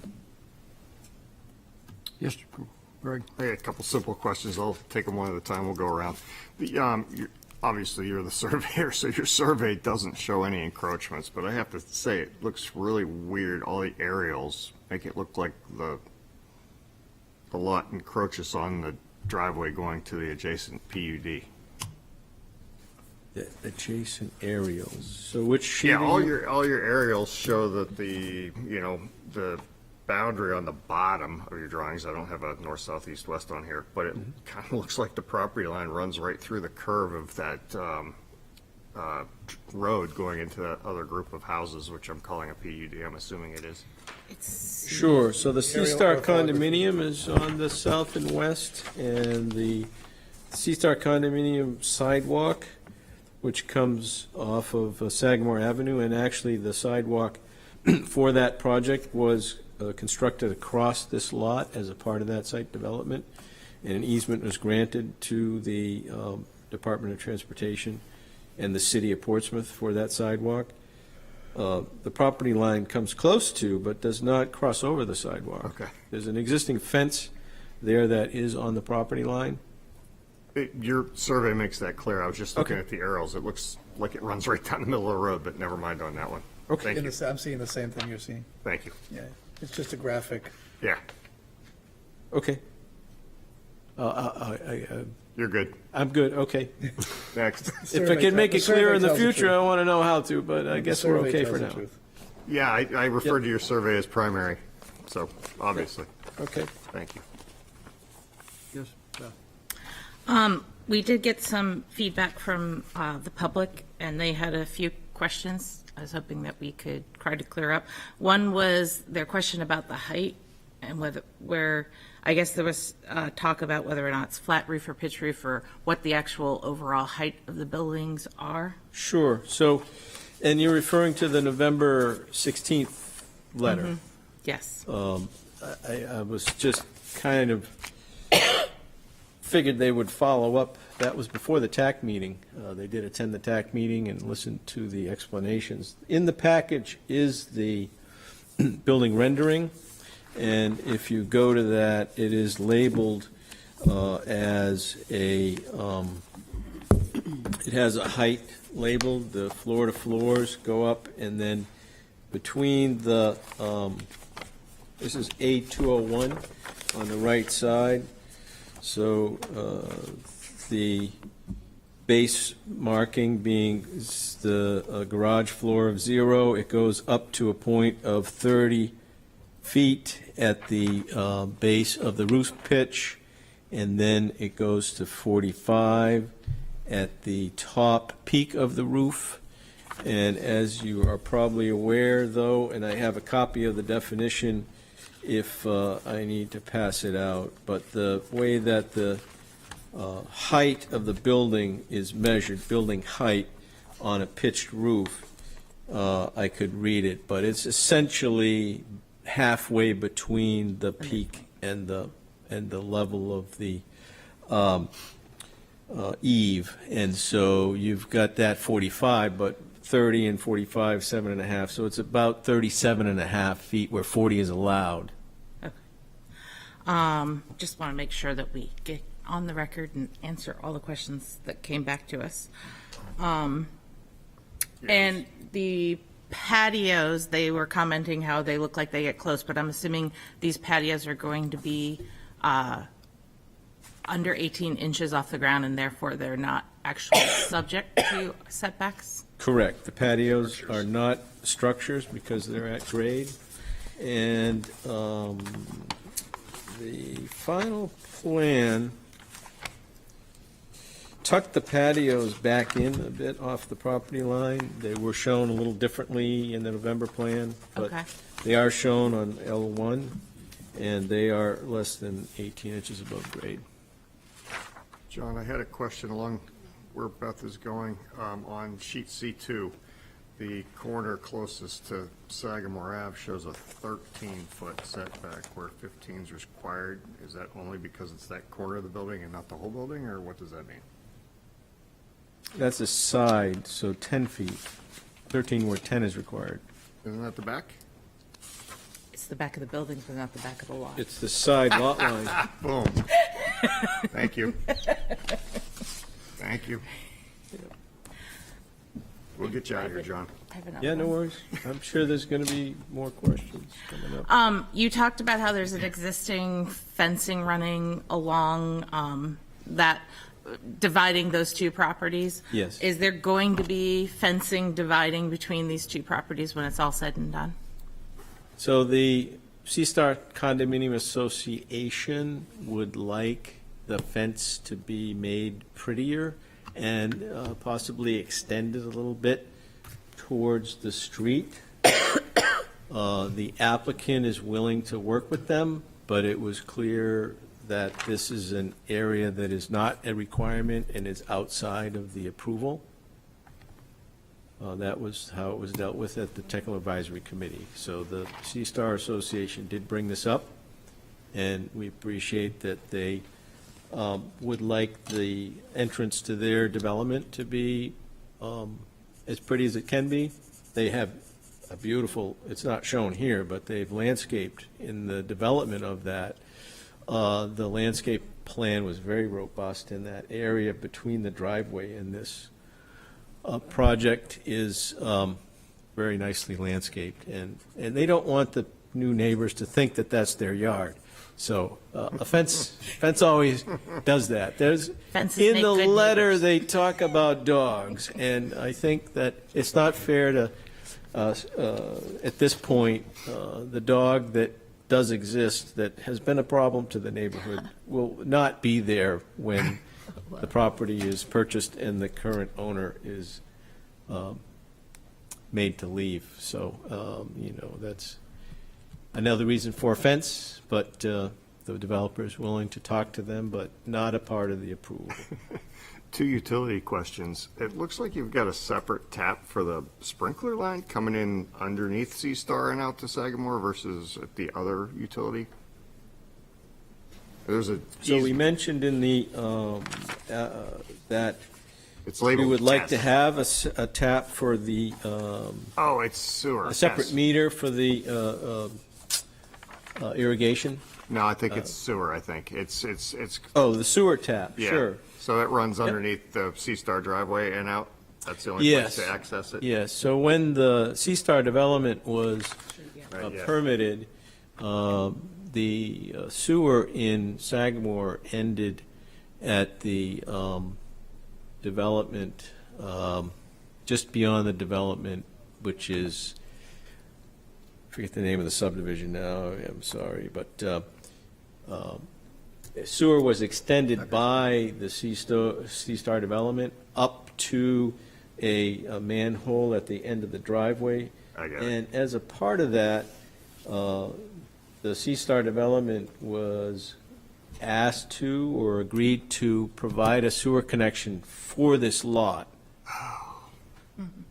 So it was put in place when the C-Star development, and this was before the city had decided to do the project out in the street, because it would have been easier just to go out to the street, but that project had yet to be germinated. So this provided better sewer to the neighborhood. It's in place, it's a separate line that's dedicated to this lot, and now it's going to be reused for the 4-unit building, and the design of it is adequate.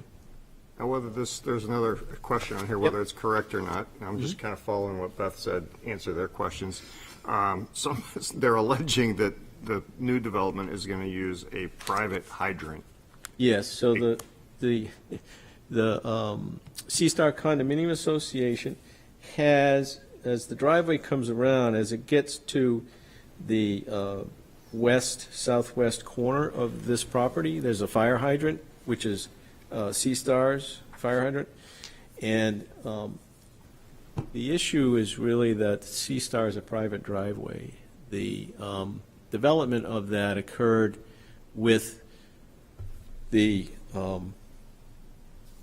it was a open space subdivision. The road is private. The C-Star Condo Association would like the city to take over the road, and that's never going to happen. And the water, I live in a PUD. I know how that yes, works. and the water line they own too, and they own the hydrant, so they're very protective of that. And they were just kind of saying, it would be great if the city took over the hydrant, then everybody could use it.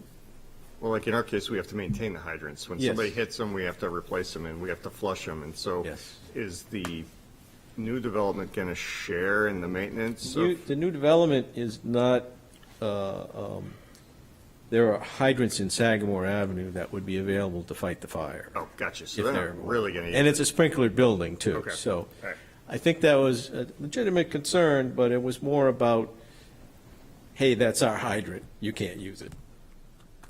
Any other concerns by the board or in letters? Trying to get Yes, questions Jane. answered. I have two quick questions. Just for the record, by your survey, is in fact the square footage of this property, 30,264 square feet. Yes. Okay. And my second question is, on your site plan, you have a common area in the back of the property Yes. stipulated, which when you look at the landscape plan is a rain garden. So the of landscape those plan is up, things- so the rain garden is a part of the common area, but there is a little bit of area there to recreate southeasterly of the rain garden. You mean like sit in a chair or something Yes. like that? Yes. Okay. Yep, it's a condominium, so the land is owned in common. Okay. I don't know if we need to go deeper into the survey question, but I did prepare an exhibit for that, so, to explain. Questions from Corey? Any other questions? Yes. Mr. Shagnon, I was just curious, has a highway access permit been applied for? So the Technical Advisory Committee asked us to get in touch with your department. I sent information to Carrie Locke, and we have not applied. There's an existing driveway permit that was permitted for a daycare facility at the site, and the department got back to me and said that we have to apply for a new permit. So we will do that. Okay, so is it, I guess this is for a typical approval, is that all state, local permits be issued prior to a building permit? Because they don't have the driveway permit yet. Prior to the building permit being issued is typical on, That's a generic? Yep. It's a generic approval, I mean, condition? Okay. yeah, so before they get the final point, the building permit. That would be appropriate, yes. Yeah, Any other questions? All right, I'm going to open up the public hearing. Public hearing is open. Harry Pappas on Zoom, I believe you're the only person, if you would like to speak now. Yes, you actually addressed quite a few of my questions and concerns, but I'll try to narrow them down now. The site plan for the actual maximum structure height, 45, is that within requirements, zoning requirements, or is that higher than? The way this process works is you can raise issues for the board to address when the board deliberations start. Okay. Okay, so that is just a concern of mine and many of my neighbors. And just for your records, we are Sea Star Cove. And I also wondered, the patios that you have in the plans there, what's between each patio? Is there like a wall or something that, because it really seems like it is right up against our border there.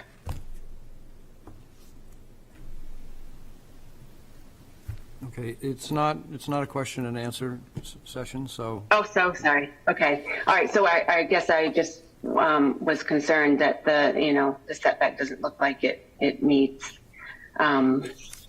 And obviously we would like to reiterate that we would like some kind of fencing like you mentioned. As far as the fire hydrant goes, obviously we would be good neighbors if there was a fire, but I think there was just concern on the maintenance and stuff if it's something that could be shared. So. Is that it? Thank you. Any other comments?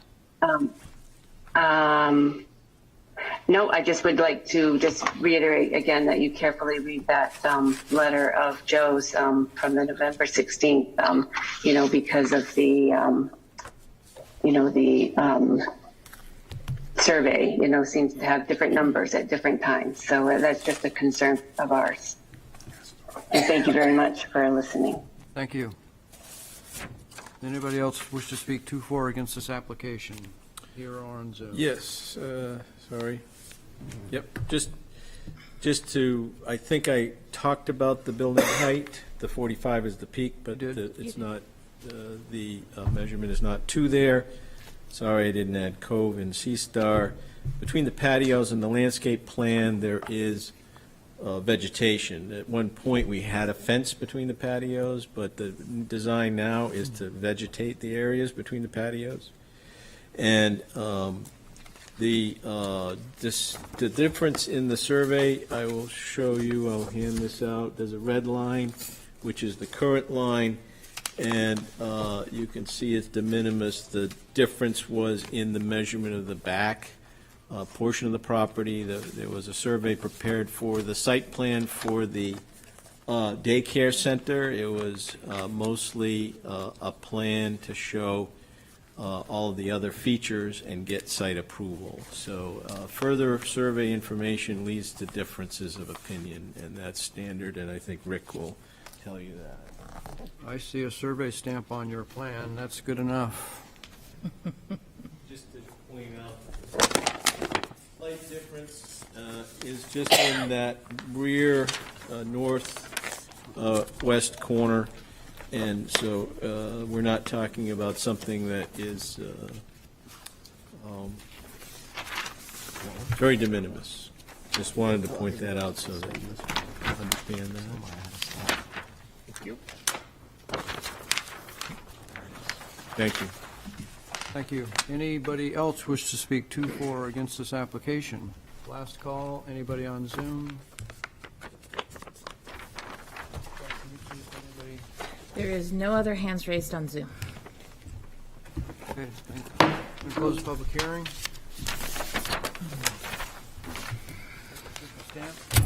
Yep. I'll. May I? Yes, you may. I'd make a motion that we vote to find site plan application meets the requirements set forth in site plan regulations, section 2.9, evaluation criteria, and adopt the findings of fact as presented. Second. Any discussion? Not on this part, no.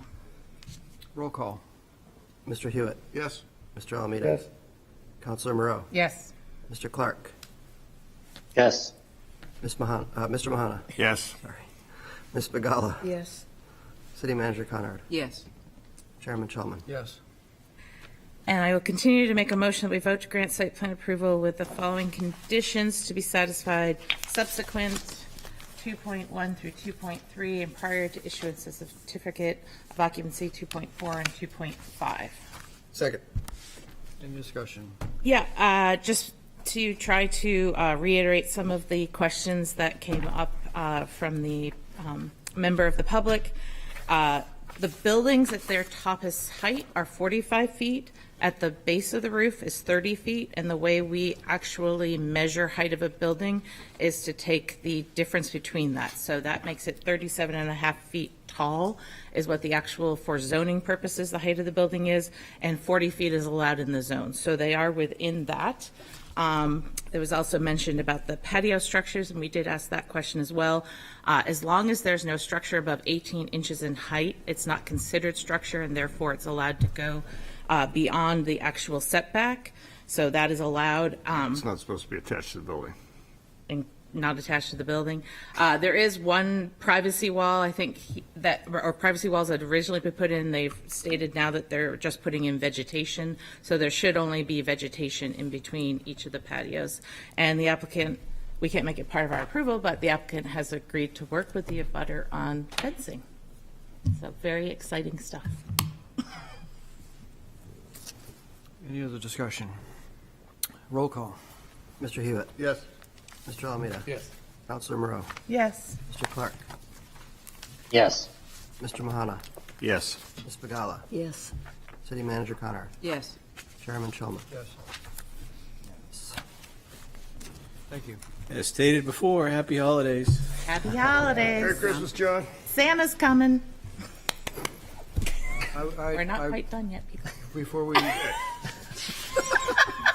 Oh, yeah, I forgot about that. There's still stuff on the agenda. just wrap things up. I didn't put it away I yet. just wanted to thank Corey for his service on the planning board. Yes. Taking the rules?